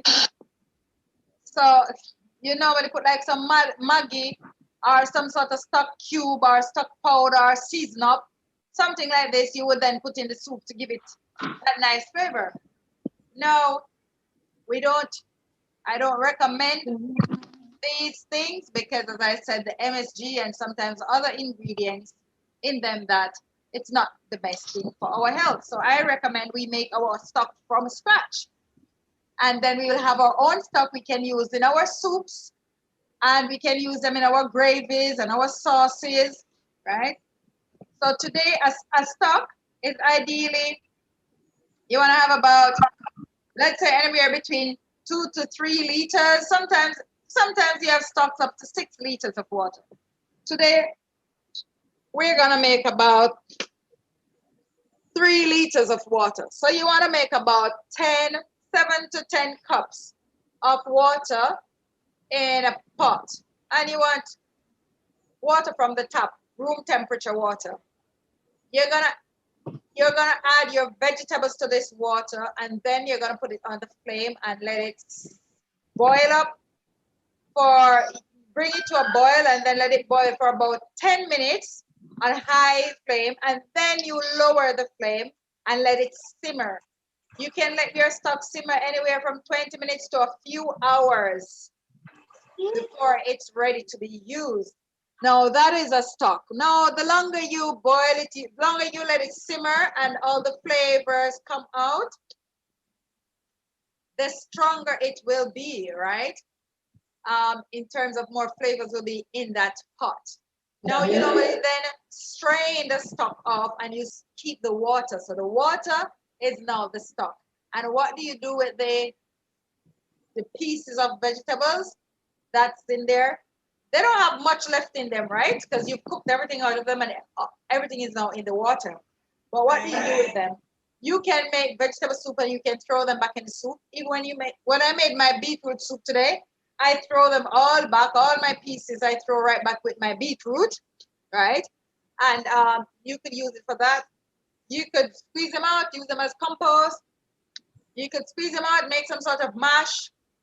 You could make a number of things with them. If you put them in your loaf, which you could do, bear in mind that they do spring a lot of water because they have been boiling in water for almost quite a few hours. So they do spring a lot of water. So if you're going to put them in your roast, you will need to amend the recipe that the teacher is giving, because your loaf is going to come out maybe a bit wetter. If you will need to add more cornstarch or more oats or more of your grains, or some uncooked grains. Now, so as I was saying, your stock is made from scraps of leftover vegetables. You don't need to go and buy any fresh vegetables to make a stock. So Monday, you do some steamed vegetable, the trimmings from the vegetable, you save that in you wash them and you chop them up and you put them in an airtight container and you put those in your fridge, right? Tuesday, whatever trimmings you have left over, add it to the collection, put it in the fridge. Wednesday, Thursday, same thing. Friday, so for about a week, you can keep them in your fridge for about a week, right? Let's say Friday or so, you want to make your stock that you're going to use in different things. You can then now pull these stock out and throw them in a pot of cold water. Bring that water to a boil, a rapid boil. And then after it is boiled, then you want to, those look good, Pam. Make some large ones now with anything else you've got. Anybody tried the chiffondale? Did I show the chiffondale? If you got any callaloo leaf or anything green, a few leaves put together, spinach, maybe 5, maybe 8, 10 leaves of spinach put together, roll tightly and slice. Just try the chiffondale. It could be mint leaves, it could be basil leaves. So Winston, you want to make some strips out of those celery sticks. So you want to cut them long ways. You could cut them in half to make medium strip sticks, right? Yeah, that's good, that's good. So those you would put on your raw food platter that you would have with dips, different dips, like your guacamole dip, your hummus, your homemade mayonnaise, your yogurt, your tzatziki sauce, these kind of things. You could serve that with, absolutely delicious. So, yeah, where was I before I went to the dip? Yeah, your stock. You now want to save up all your leftover vegetables that you've been using, your trimmings. So the scrapings from the carrot, that is a part of your trimmings that you want to save up. The peelings as well, your whatever your heads and your tails that you cut off, from your spring onion and stuff like that. You just want to wash them. Your onion. There are a few things you do not want to put in your stock. You don't want to put red onion skin.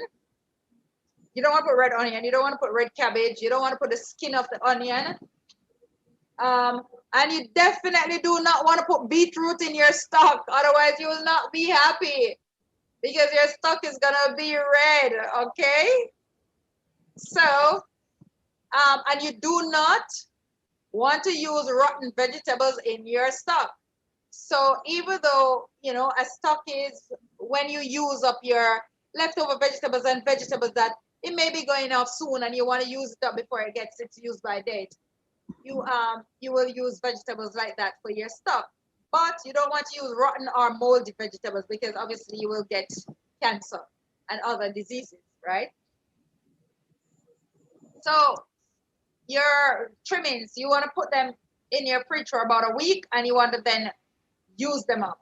If you're going to keep them for longer than a week, put them in the freezer.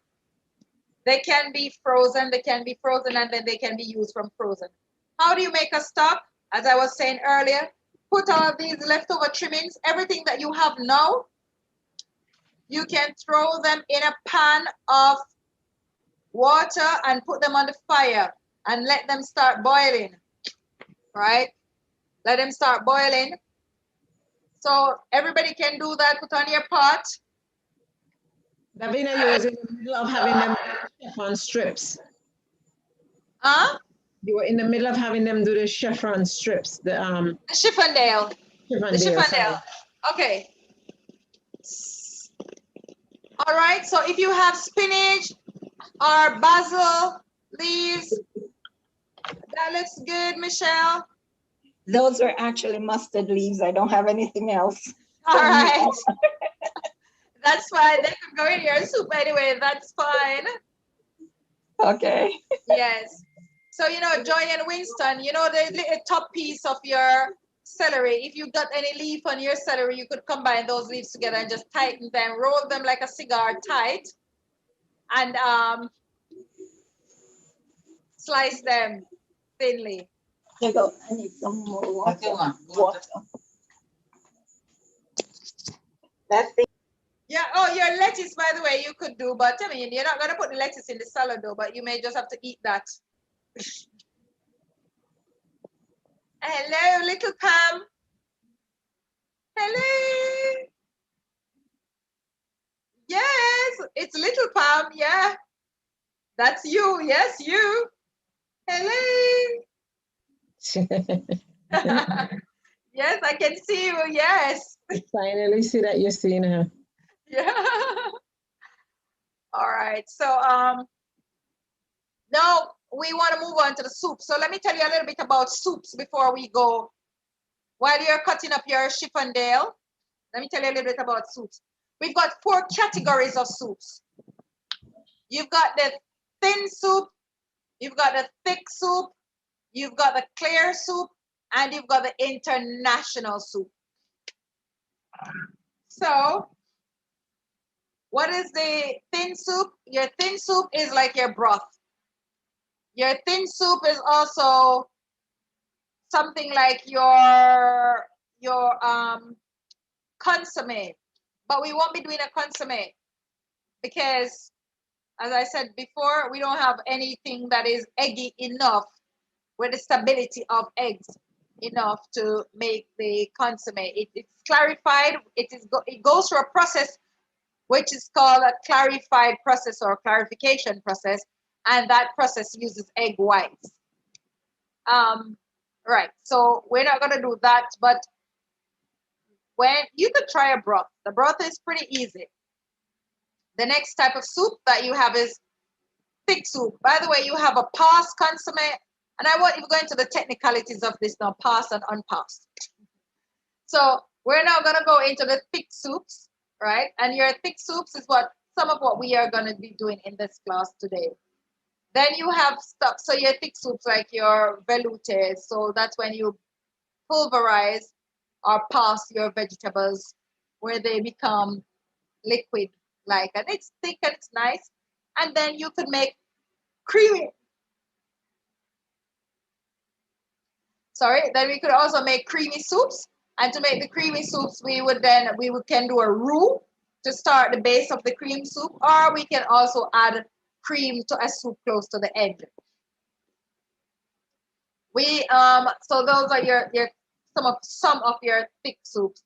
Under your international soup, you have stuff like minestrone, like our Jamaican Saturday soup or Friday soup, your chicken foot soup, your beef soup.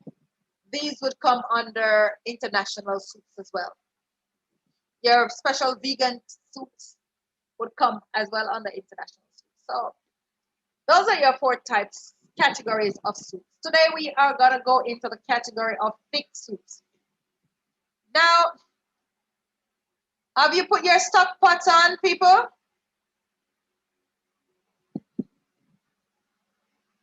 Nice, Joy, nice.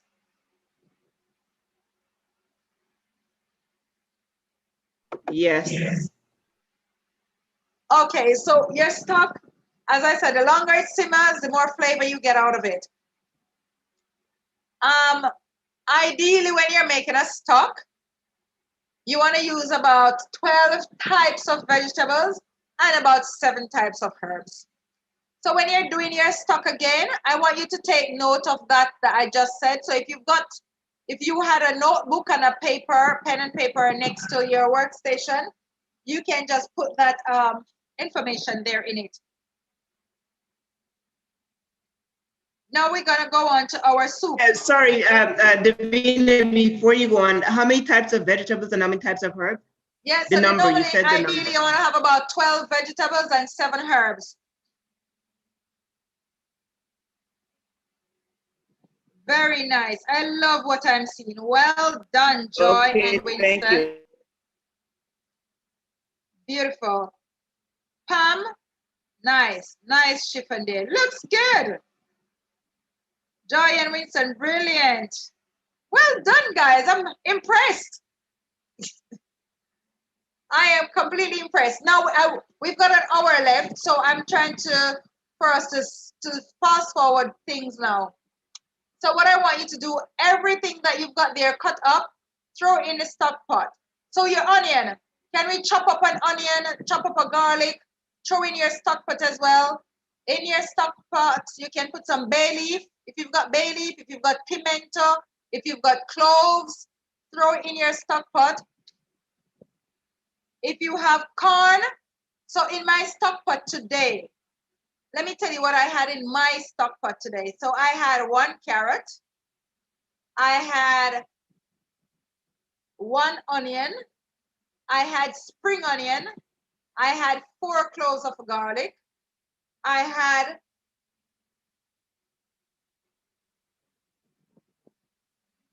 wow, nice. I had what else? The carrot, and I had corn, the Jamaican corn on the cob. I had that chopped up in my stock. My stock was so delicious. It smells so amazing. And then from my stock, I made beetroot soup. And I don't know if you had a chance to listen to the voice notes that were sent in the group today, but I will play them. Some of you were added afterwards. So what I'm gonna do now, I'm gonna forward the same voice notes again.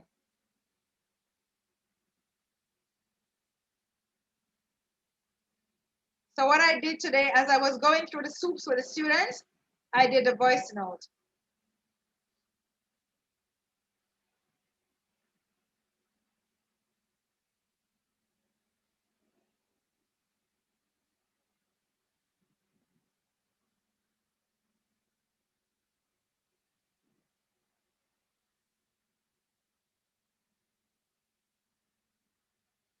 All right, it's all in the group.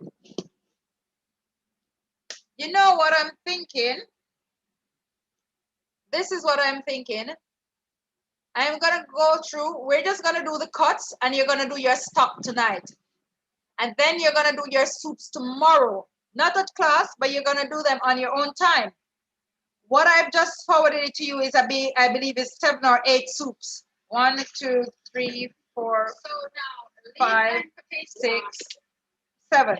I've just forwarded 7 soups to you, right? In the group. And we're gonna go through them. We're gonna talk them through. So right now you're gonna do your stocks.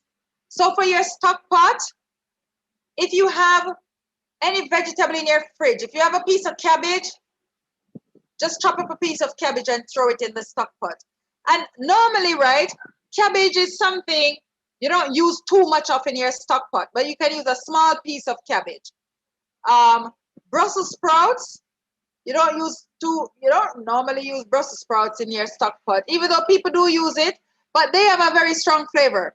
Your things like your carrot, your celery, your parsley, and your thyme and pimento, you definitely want to get these in your stock pot, right? And I love having parsnip in my stock pot because that smells and tastes like officially soup, right? I put corn in my stock pot today and I think it made an amazing stock. So if you have corn, throw a piece of corn in your stock pot. If you have bay leaf, I put about 8 bay leaves in my stock pot today. Thyme, I put a nice stalk of thyme in my stock pot today. Pimento, I forgot to put the pimento in my stock pot today. But you could put pimento in yours if you've got it, allspice.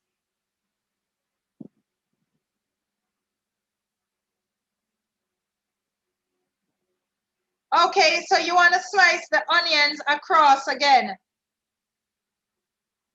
So that's not exactly how.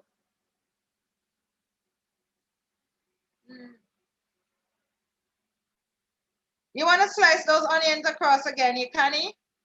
No, it's not Connie, it's Joy. So you could slice them in half, length crossways. So you make your another dice there, large dice, or yeah, large, it looks large. So we want to throw the onion, we want to throw the garlic, we want to throw the scallion, we want to throw the pimento, we want to throw the thyme. If you have cumin seeds, you can throw that in your stock pot. By the way, I didn't even get a chance to put any cumin seeds or anything in my stock pot today. I didn't get to put much spice, but it was delicious. Now, are we ready? Are we throwing these in? So guys, I know we're enjoying taking all these pictures, but I need you to put this food in the pot. Do you put salt in the? So this is it now with your stock pot. You can put salt, it's up to you. You don't have to.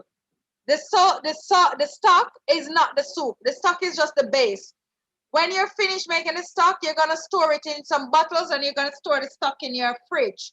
And when you're ready to use it as a base for your soups, you're gonna put salt in your soup. You're gonna probably put other things in your soup, but you can put, by the way, to take your stock to another level, you can add yeast flakes. Have you got yeast flakes? Anyone has got yeast flakes at home? Yes, I do. That's Yelene, Evelyn. Okay. So yes, it is. Okay, all right, great. Anybody else have yeast flakes? So you can always put yeast flakes in your stock, but I would always say don't put it in the stock. I would rather put it in the soup or whenever I'm making the gravy or anything that I'm going to use the stock for. When I'm ready to make this, then I will add yeast flakes if I need to add yeast flakes, because you may end up using some stock for someone who don't take yeast. For example, I just turn up suddenly, Evelyn, at your home and I want to taste your stock. I can't eat yeast. So. Oh. Right. So what you do is when you're ready to make the product, you add the yeast to it, yeast flakes to it. Now this take your stock to the next level or your soup to the next level. So when you make your soup, last thing you want to add after you are happy with the flavor, you could add a tiny tot of yeast flakes. And believe you me, you don't even need to add it because I don't add yeast flakes to my soups and they taste great. All right, so your stock is going to be a nice clear liquid, by the way. It should be a nice clear liquid. Throw them in the pot.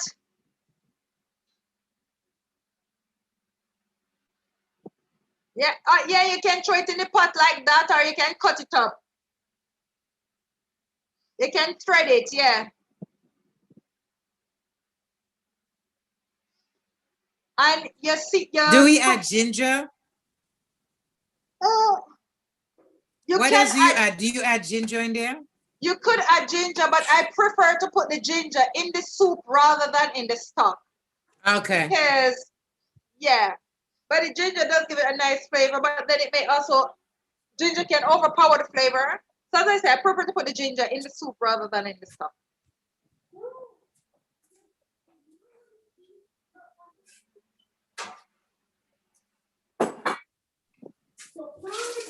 Your scallion, nice. So you're doing your slicing with your scallion there. Celery, very same thing. You're slicing. Nice, stock pot on. So have you guys looked at the soups and have decided which soup is it you would like to do?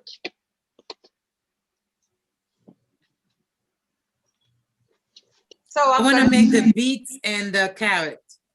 Beet and carrot. Okay, so what you can do, what I did for my beet and I did beet today, so I did beet with the corn. Is the water off? You can cook your beet before, or you can just grate your beet, or you can shred your beet, or you can just do anything with your beets. Just get them in small pieces. So you can just give them a little boil in a little bit of water. We don't want to boil out the color. So once the stock is finished, then it means we're ready to rock and roll because the beet is already mostly partly cooked. Or if you don't boil it, you can just grate it or put it in a food processor and get it to a fine. Or you could dice it up small.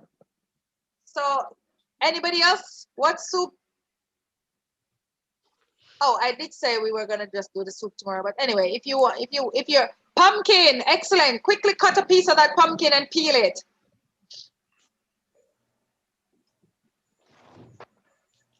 Yeah, quickly cut a piece of your pumpkin. Huh? Can I slightly, I want to do the beet and carrot. Can I slightly steam both the beet and carrot? Both of them, yeah, you can steam them. Yes, you can. Yes, you can. Everybody likes beetroot and carrot. Okay, you've got them ready, cut already, Joy. Oh, Joy. Joy? Is that the vegetables you just cut, you have packaged away? You're on mute, I can't hear you. These were pre-cut. They were cut before. Okay. We had those in Okay, our all right. That's fine. So now you can throw some in your stock pot if you want. Okay. Yeah, but if you have enough vegetables in there, then that's fine. So remember your garlic, your pimento, your onion, your thyme, your bay leaf, or rosemary. Okay, how is my scallion? Your scallion looks good, man. Right. Looking good. I tell you what, save a little handful of your scallion. Don't put all in your pot. Save a little handful to go with your garnishing later. Put it in, put it in, put it in there. Put it in.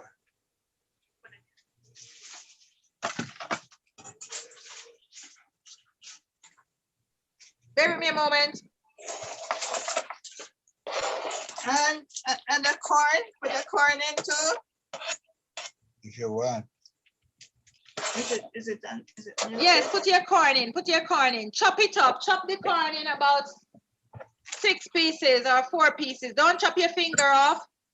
No, I have to let it thaw for a while. No, man, no, not at all. Just throw it in the pot. Okay, because I had it in the freezer too. Okay, throw it in the pot. It's fine. Throw it in the pot. Okay.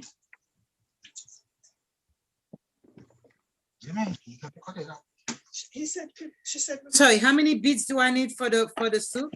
Okay, you can try. You said cut it. Because it's in 3. Because it was frozen. Because it's frozen. Depends on how much soup you plan to do. I think 1 to 2 beets is enough. Thank you. No problem.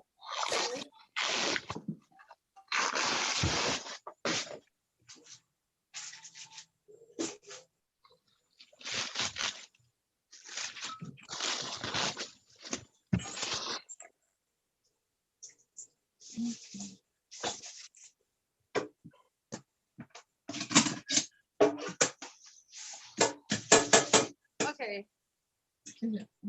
All right, where are we? How many beets you need for your soup? Making noise. You need about 1 beet to start your soup. You're gonna have enough stock left. You can do another type of soup another day. Or you're gonna use some of your stock, by the way, on Friday for your gravy. So your stock can be stored in your fridge for about a week to 2 weeks. And then you can store your stock as well in your freezer for up to 6 months or longer. So for the soup, who is doing pumpkin? Okay, one person doing pumpkin soup or two?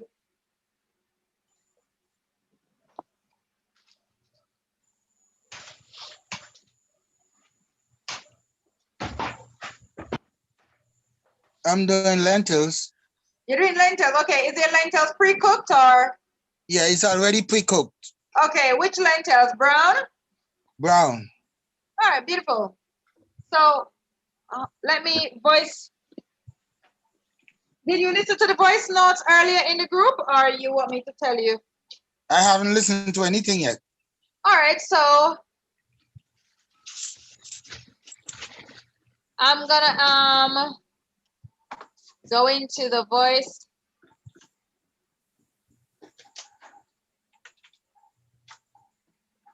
So lovely. I'm so impressed. I'm very pleased with the work. Nice. Yeah, I like that. Connie, she used her spring greens. That's lovely. Or is it pop chow? It looks good. So beetroot, so tomato, so Thank now you. yeah, so all right, so Christine, this is your recipe. What you're gonna do now?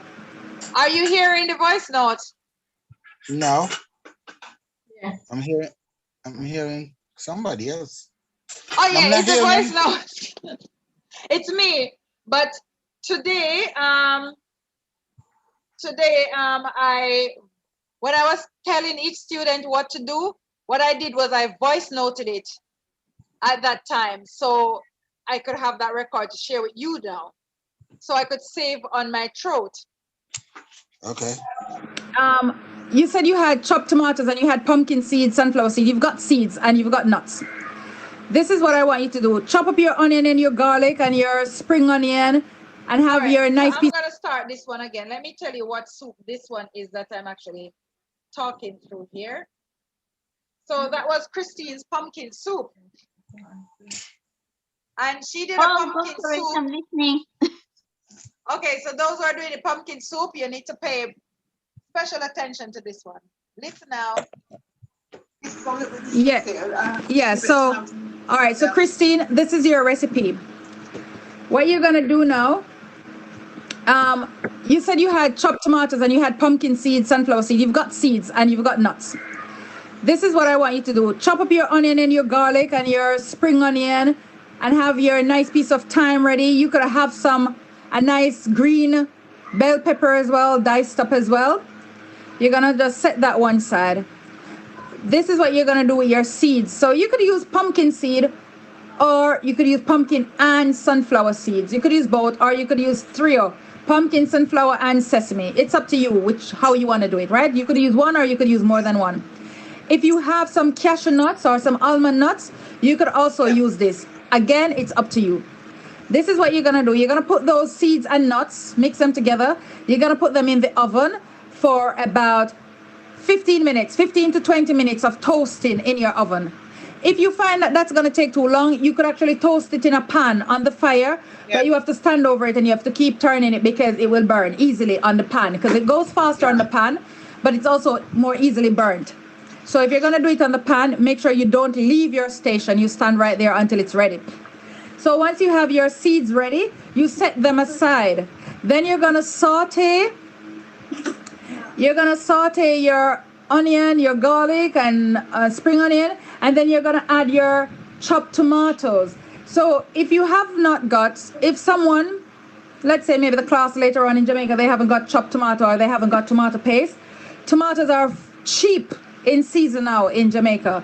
So you could buy a pound or 2 pounds of tomatoes, chop them up, put in your blender and blend them. No water needed, just the pure tomatoes.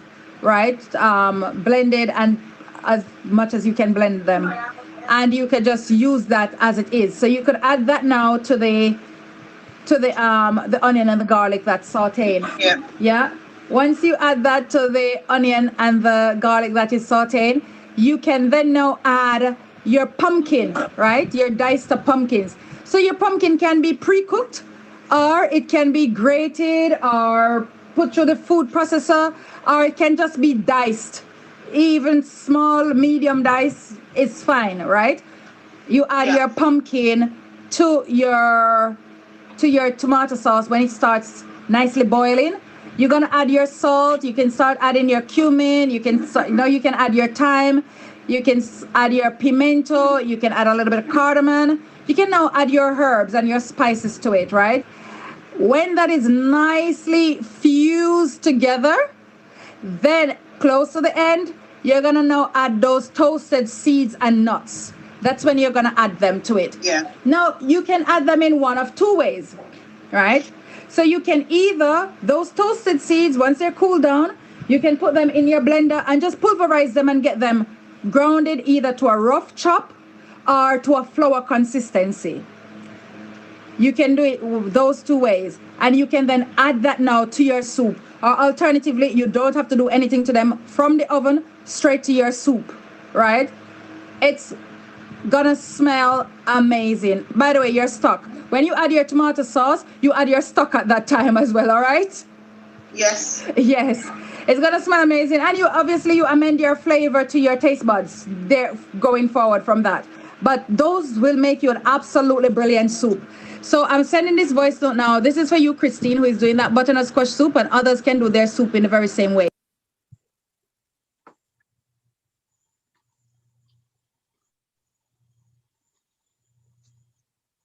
Okay, so pumpkin persons.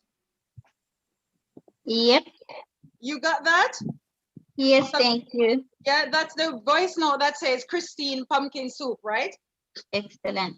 Right. So you could do it that way. Now let's play the other voice note, which has another soup.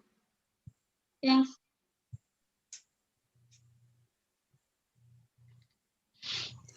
Good evening, fellow classmates. Oh, that's the pita My bread. name is Shelley, and I gonna move am on an from that. alumni of the Venus. The lentil soup can be done in a very similar way to Christine's pumpkin soup. So you're gonna saute your onion and your garlic and your spring onion first, and you want to add as well to your saute, you want to add your cumin, you want to add your cardamom, you want to add your star anise, right, to your lentil soup. Now you can add some turmeric and some ginger. Are we going too fast? Oh no, I'm voice noting it, so don't worry yourself. Yeah, right, I'm voice noting it. So you can then add some turmeric and some ginger to your lentil soup. These two are optional, especially the fact that you're doing the brown lentil. You don't necessarily need to add turmeric, but it still does make a beautiful color at the end of your soup, right? So you can add some turmeric if you want. So Grace, you want to mute yourself a little bit, please? Or somebody mute Grace. Right, so once you have those nicely sauteed and all your onions are translucent and your garlic is translucent, don't burn them, but make sure they're nice and translucent. Then you add your lentils, and you saute your lentils, right, in that mix. And then you add the water of your stock liquid. You then add your stock.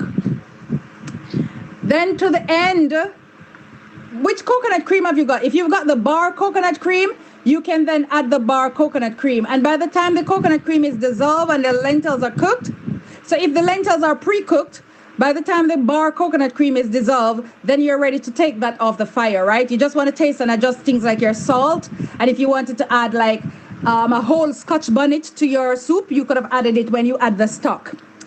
If you're going to use a cream coconut, the one that's already liquid, you can then add this to the end. When the lentils are now cooked and everything is nice and fused together, then you can add the coconut cream at that time.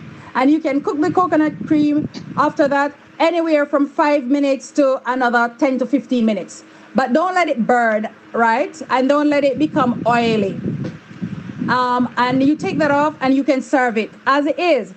Alternatively, you can also blend it. So if you have a hand blender, you could pulverize your lentil soup. It's gonna be really thick. So if you're gonna pulverize it, you pulverize it before you add the coconut cream, okay? By the way, the coconut cream is optional for your soup. You don't have to. You could add just a little bit of the coconut, but it's up to you. Therefore, after this, but your Shea, your pita bread looks lovely. So, Shea, I'm gonna send your recipe. So this is Shea lentil soup. I'm gonna name it Shea's lentil soup.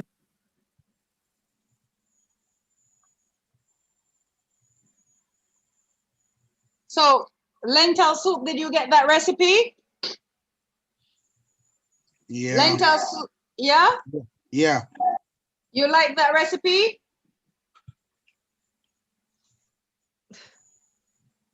Hello? If you like that recipe that you heard. Yes, I did. All right, so go ahead and give that one a try. So when you look in the group, it says lentil recipe, recipe.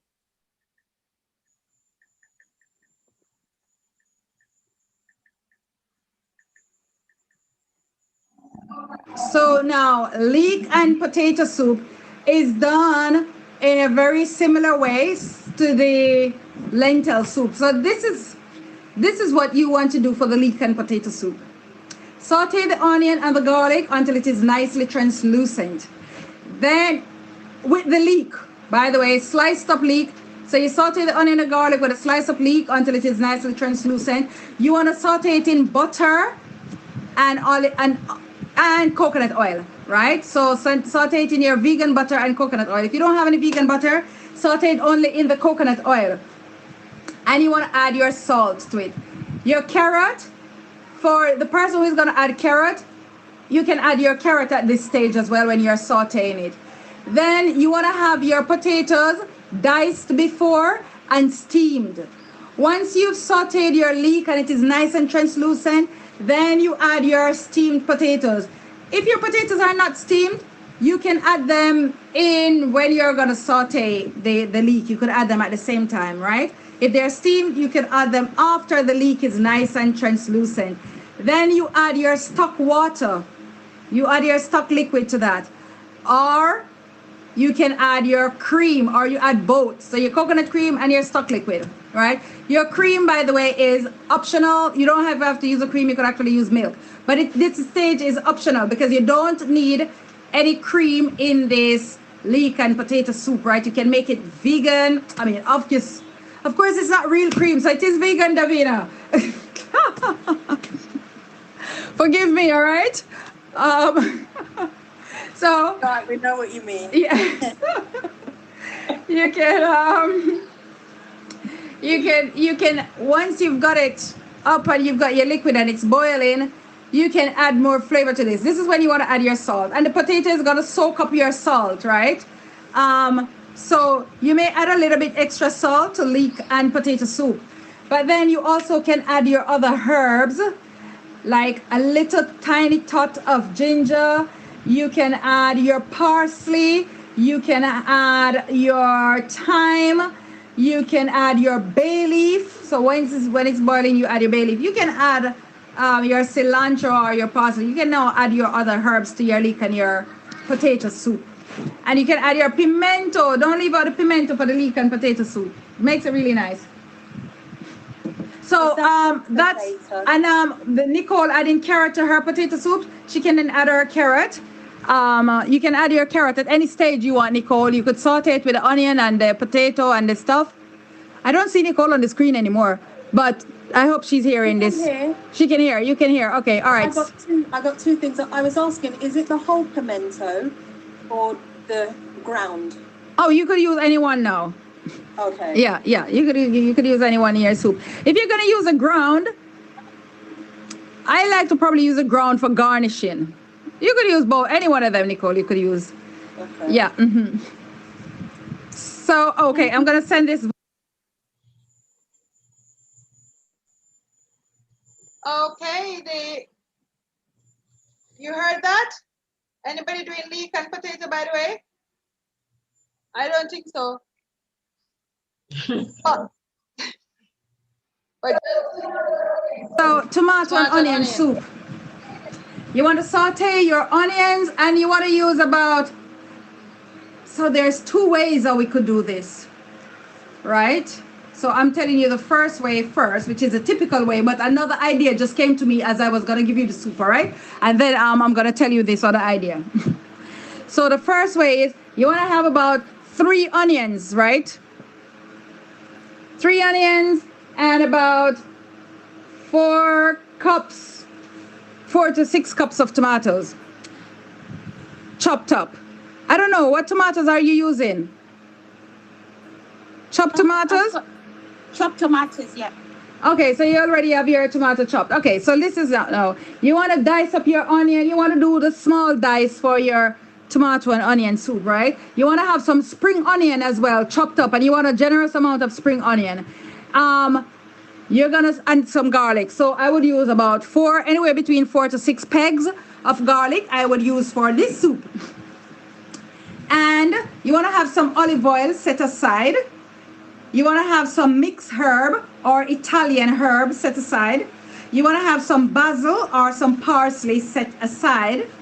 And this stage is now optional. You could have some toasted seeds, like the sunflower seed or pumpkin seed or sesame seeds.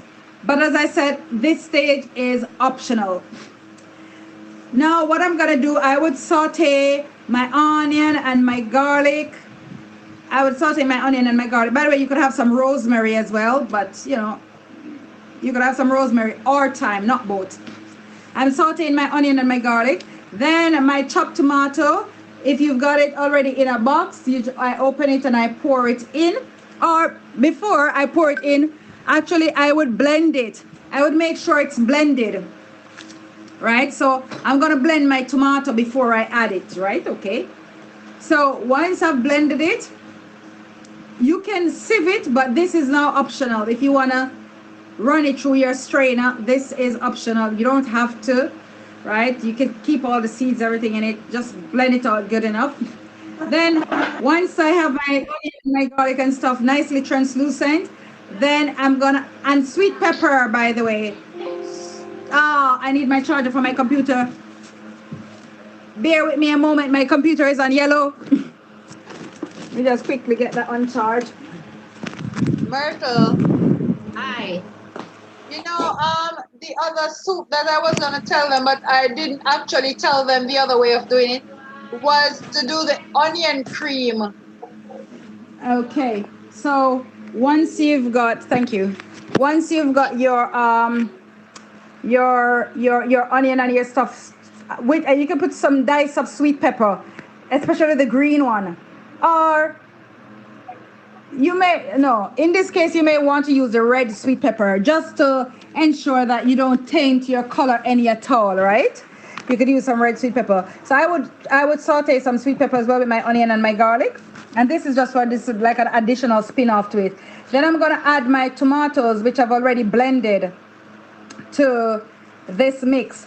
And I'm gonna simmer that nicely together, right? And then what I would do, now I would now add some onion powder. Right, once it is nicely cooked, I'm gonna add some of my stock liquid to this, right? Some of my stock liquid. In fact, you could actually blend your tomatoes with some of this stock liquid. You could do that. But then you can always add your stock liquid afterwards. Then I'm gonna add some onion powder and I'm gonna add some garlic powder, right? To this tomato and onion soup. Now for your additional, this is, when it's close to the end, you wanna add herb like the basil or the parsley. Close to the end of it, you wanna add those herbs. Now the stalky part, you know when you chop up the parsley or the basil, you have the stalks. If you're gonna use the stalks, you wanna blend that up with the tomato when you're blending it, or you wanna saute it with the onion and the garlic. You wanna saute it at that time to get the stalky part in. The nice soft leafy bits, you wanna add it to the end. You wanna save some as well, so when you're garnishing, you can put some to it. Your Italian mixed herb, which is the dry stuff, the dry herb, that you could add once you've added the tomato sauce to the onion and stuff, you could add your mixed herb at that time to get that in so you can start getting the flavors out of that. Now, an alternative spin-off is your seeds. If you wanted to toast your seeds and throw them in on your soup at this stage, you can. Now, that's your tomato and onion soup, basically. Now, a couple of spin-offs, with the tomato and onion soup. Listen, take it to the next level. Add a little bit of ginger and add a little bit of turmeric. And another level, add some coconut cream. And send my tomato soup to me, all right? So there you go. Who doing the tomato and onion soup?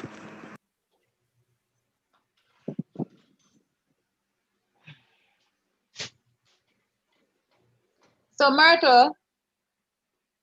Now we actually speaking, okay? Yeah. I wanted to tell them to do the onion cream because that would go amazingly nice with the tomato soup. Okay, so for the onion cream, you steam 3 onions. You want to voice note yourself while you're talking? You mean on the voice note on the phone? Okay. Yeah, please, thank you. I actually have something here to send to you. Don't respond to it now. I was just about to say, I typed something for you to reply to, but I'm going to send it so I don't lose all of it. And then I will voice note. Okay, all right, yeah. And I will voice note right into the cooking class. Mm-hmm.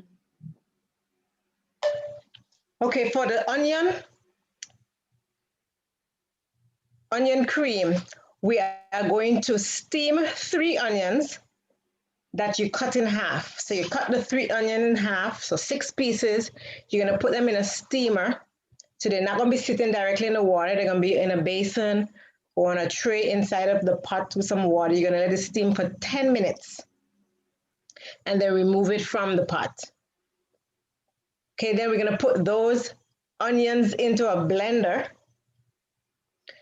and you're going to add a 1/2 cup of oil, coconut oil, slowly to the onions while they're being blended.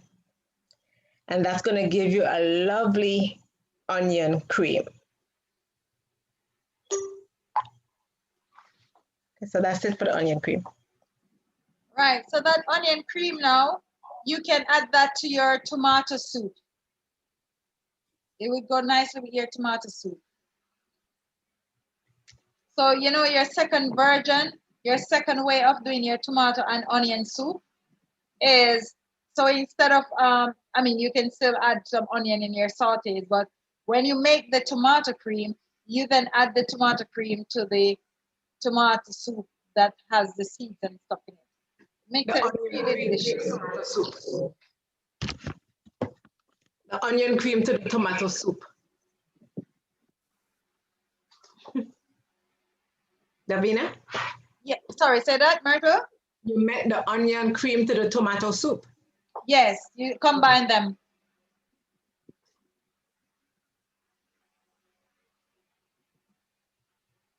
I'm typing that in a message. You can also go nicely with the beetroots, not the beetroot soup, but the butternut squash soup.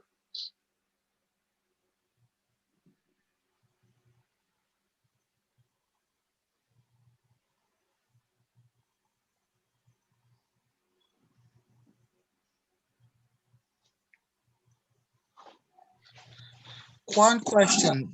While doing the stock, you say we must boil this thing on high for about 20 minutes? For 10, yeah, once it starts boiling up, you boil it for 10, 20 minutes is fine. Then you turn it down on a low flame and just leave it let it simmer. Okay, thank you. All right, so now we need to make a soup. So we've got our beetroot and stuff cooked, we say, yeah? We've got our thing cooked for the soups. Lentils pre-cooked. Okay, so we've actually started based on what we've listened to there, or you all need me to? Have you started? The stock is going right now, but I thought you said we would make the soup tomorrow. You want to make the soup tomorrow, so you're gonna make the soup on your own based on these voice notes, right? Yes. Okay, all right, fine. So that's Joy and Winston will make theirs tomorrow. Connie?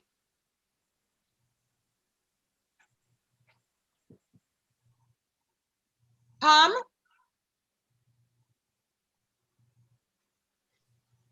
I'm making my soup tomorrow. I'm actually steaming my vegetables, my carrot and beetroot now. Okay, so you're gonna do that. I pre-made the stock. Okay. I'll just finish it off. Okay. All right, so Evelyn, you're gonna do yours tomorrow. Michelle Sherwood? You're gonna do yours tomorrow. Actually, I sent a message to Miss Myrtle for you also. Okay, all right, no problem.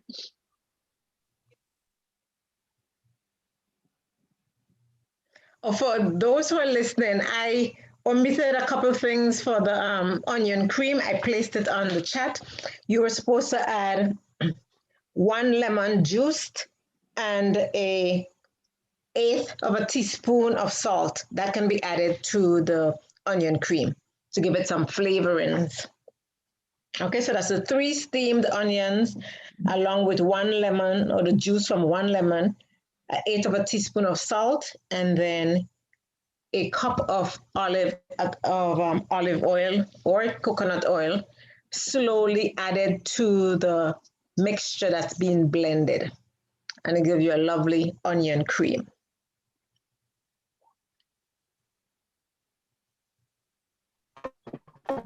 Sorry, Myrtle, did you say 1 cup? 1 cup of olive oil or coconut oil. If you don't have olive oil, you can use coconut But oil. maybe you said a half a cup before. Myrtle, you said a half a cup of olive oil before, or coconut oil before. You could use half a cup, or you could increase it to a cup. 1 cup is gonna give you more fat, but that onion cream, you could use half a cup. Okay. Yeah, and when you make it, if you feel like you will see what you have in front of you, you'll be able to taste it, and you can adjust it by adding a little bit more, and only if you need to use a full cup, then you use a full cup, but you probably won't need to use a full cup. Okay. Yeah.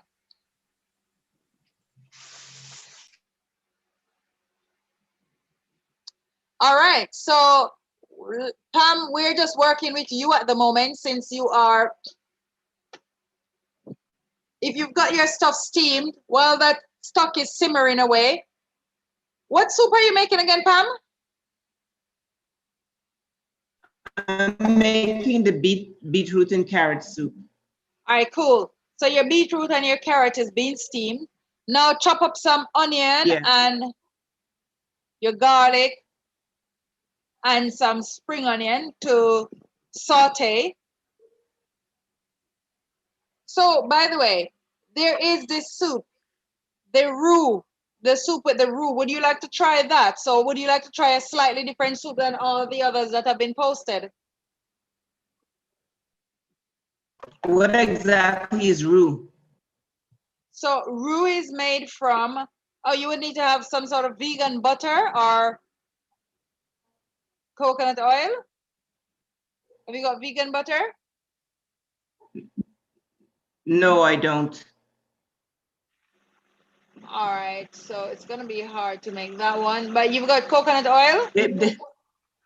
I have coconut oil. Yeah, we can do with that. And you've got some sort of flour, maybe cornstarch? No cornstarch. Oh, what sort of flour you have that you wouldn't mind using in your soup that could still keep it? And that's the thick knit? Yeah, so a roux is, oh, and you would need to have plant-based milk as well. Do you have plant-based milk? Yes, I have plant-based milk. Okay, so it's just a flour that you haven't got. Have you got arrowroot? I believe I may have some arrowroot, yeah. Yes, I think I have arrowroot. Okay, all right, all right. About how much? Because I know arrowroot normally comes in some small packages. Just a minute.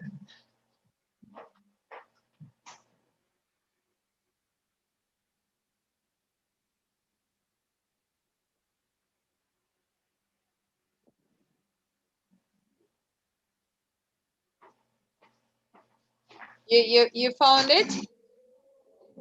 Yeah, probably about a half a cup. Okay, you got more than enough. We can do your soup. We can do it. We can do this. We can do the roux. So the roux. So you only have about less than 15 minutes, right? All right. So you want to do it? You want to do it Yeah, tomorrow? if you You want to do it on your own? You want to do it? I can, if you tell me, I'll go ahead and do it on my own. Okay, all right. So let me voice note myself so you can have it to play back if you need to. Okay.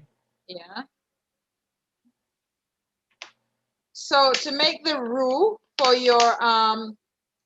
your carrot and beetroot soup, you're gonna melt the butter, and you want to melt it with a little bit of oil. But in your case, you've just got the coconut oil, so you just go ahead and just put enough coconut oil in the pot to just a little bit more than coating the bottom of the pot. And then you want to add the arrowroot to this. And by the way, for anyone else who is doing it, you could use corn flour.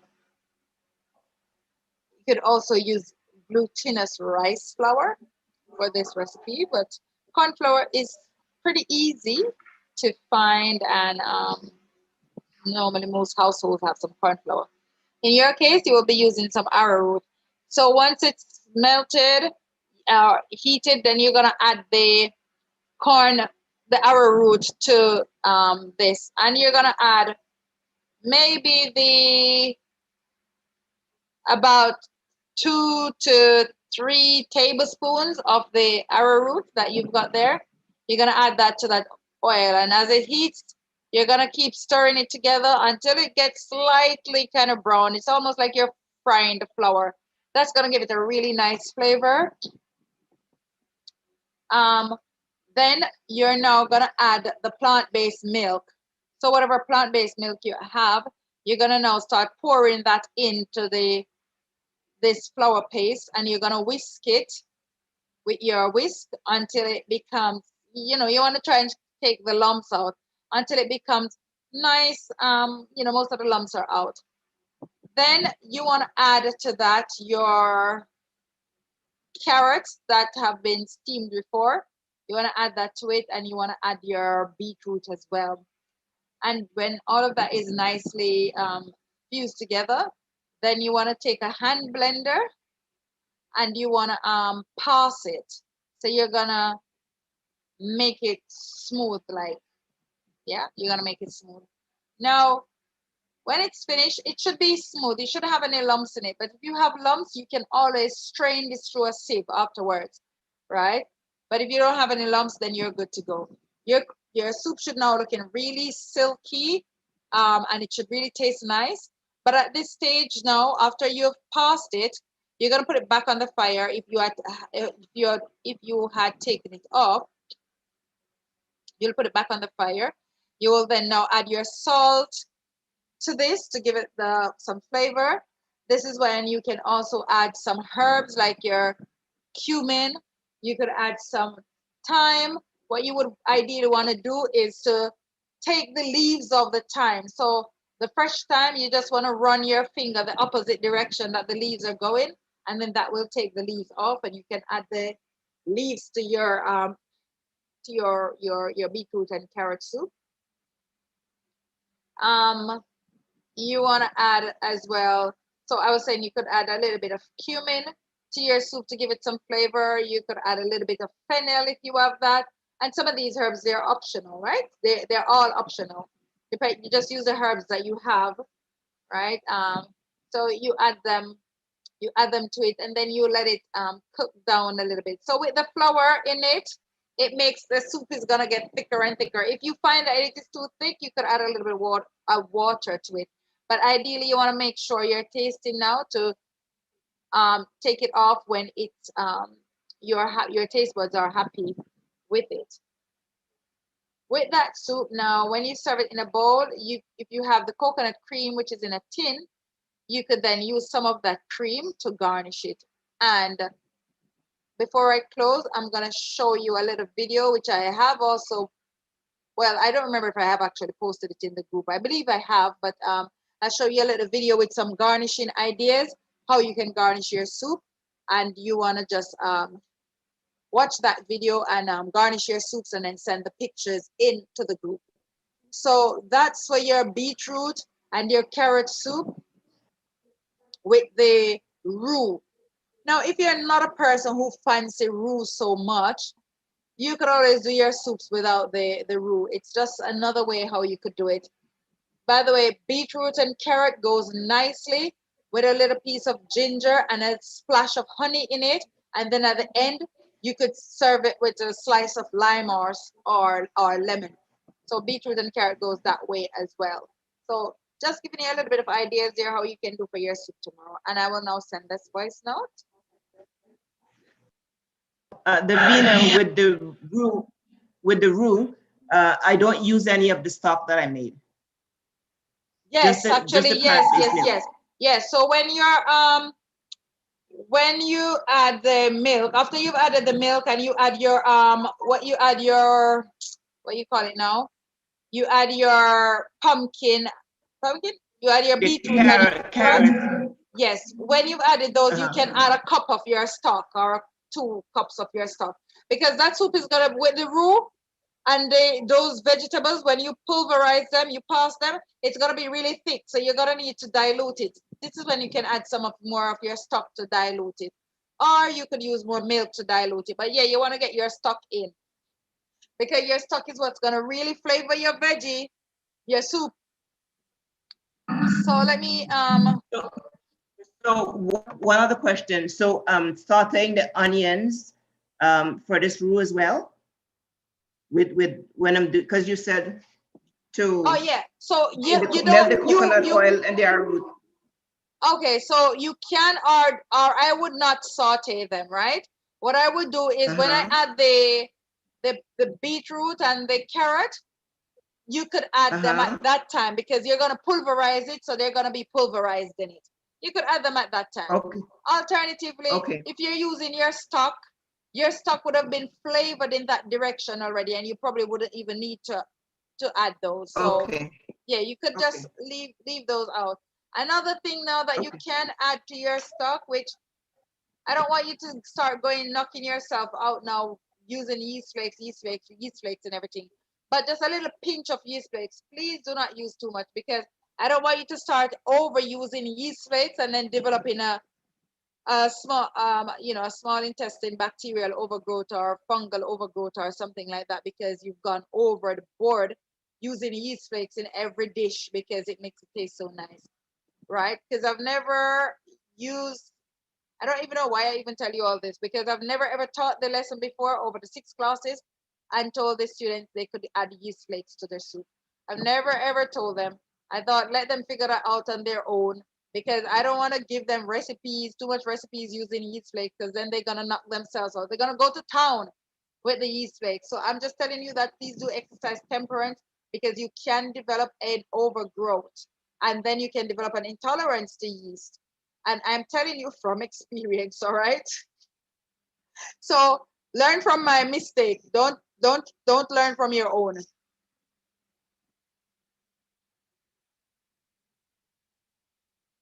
I'm looking now for the video. You're welcome. I'm looking for the video in the group. Davina, I just want to mention one thing. I did put it in the chat that on this course, when corn flour is mentioned, it's actually referring to corn starch, because we know it as corn starch here. So I just wanted to point that out. Okay, all right, yes. And in the midst of the voice notes, there was the voice note on the pita bread. Now, I just want to tell you, I'm going to voice note a very quick and easy way how you could actually make your yogurt overnight. So if you get a tofu, and it can be the silken tofu or any one of the tofus, you blend that up with a little water and some lime juice, preferably fresh lime juice.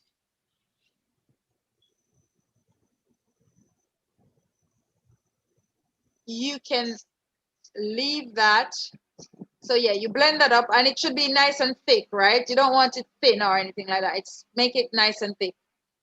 Now the water that you use to soak the beans, wow, that's really nice. Now the water that you use to soak the beans,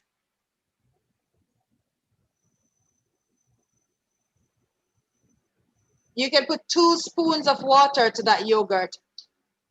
So you know when you soak beans overnight, that water that you would normally drain off, that water, you could put 2 spoons of that water in that yogurt. Just gently mix it in. And you just leave that out. And by tomorrow, you will have a nice yogurt would have been formed. They would have to have soaking for at least.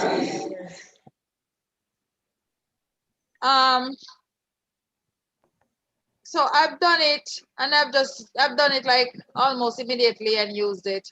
I've even done it without the water, just that very same recipe for the yogurt, and use it, and it works for my bread. And you know, I use the heaviest flour in the world.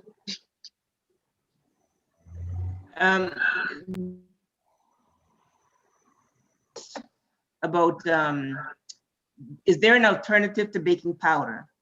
Because I can't use baking powder. Okay. Can you use moss? Can she use sea moss? Can you use sea moss? Irish moss. Yeah. You can try using some of that. Okay. I can't find the video. Okay, one other thing, like if I had some nut milk and I put like the lemon juice in it, can I leave that overnight to make it like a yogurt? So what's gonna happen is that's gonna curdle, right? So you're gonna get, that's the beginning process for your butters and your cheese. However, I've used something like that. It doesn't work 100% like the yogurt, but it works still in the bread. It still gives you a soft bread. So you don't get a proper pita bread, but it gives you you still get a nice fluffy, soft enough bread. Okay.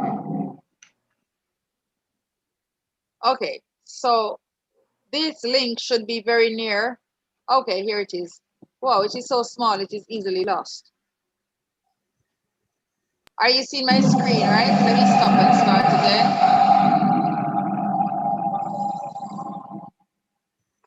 again. Chefs in search of culinary knowledge. Are you seeing the screen? Yes.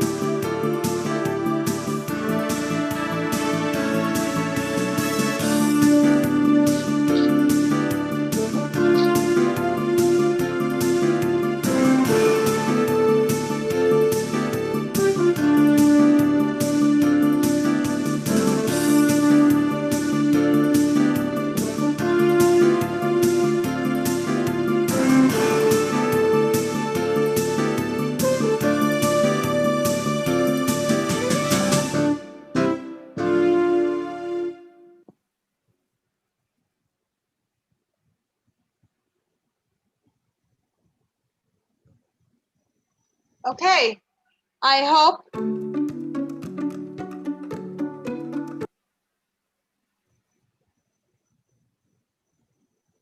all right, stop this. All right, guys. I hope that was a good class session for you. It's now 5 minutes past 8. It's way past my bedtime. I'm literally falling over.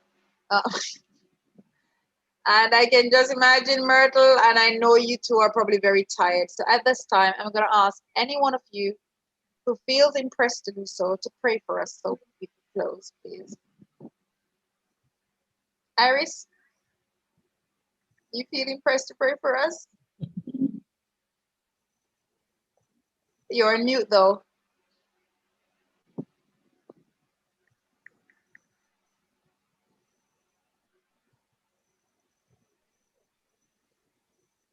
Oh, you're on mute.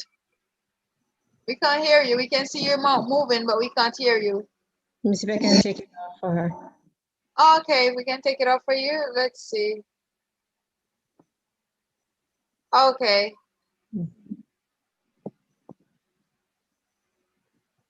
It's not coming off. It's not coming off.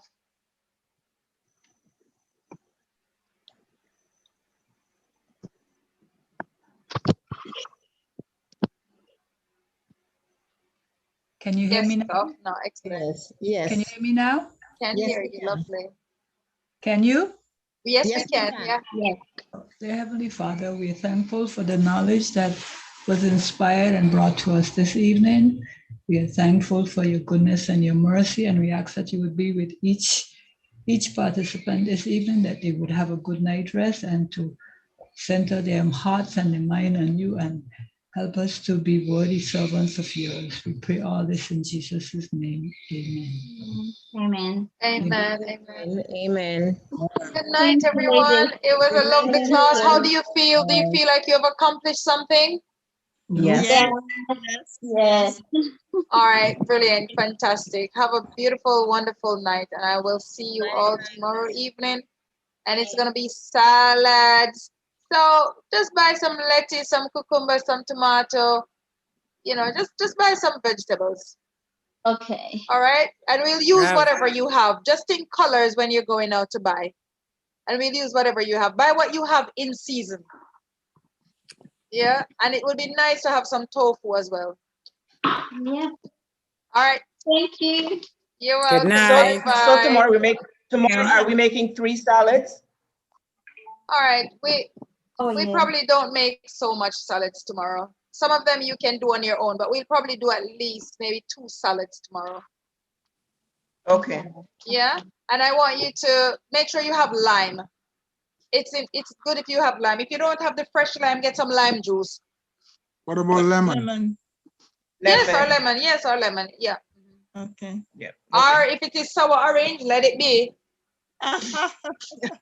We don't have that here. For Jamaicans, Thank you. oh, Jamaicans may not be able to get lime. We can't get lime here.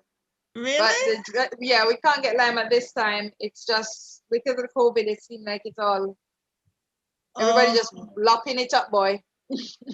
Oh yes, right. Yeah. Lemon honey. Yeah. Mhm. Exactly. All right. Have a nice night. See you tomorrow. Bye. Okay. Bye. Okay. Bye.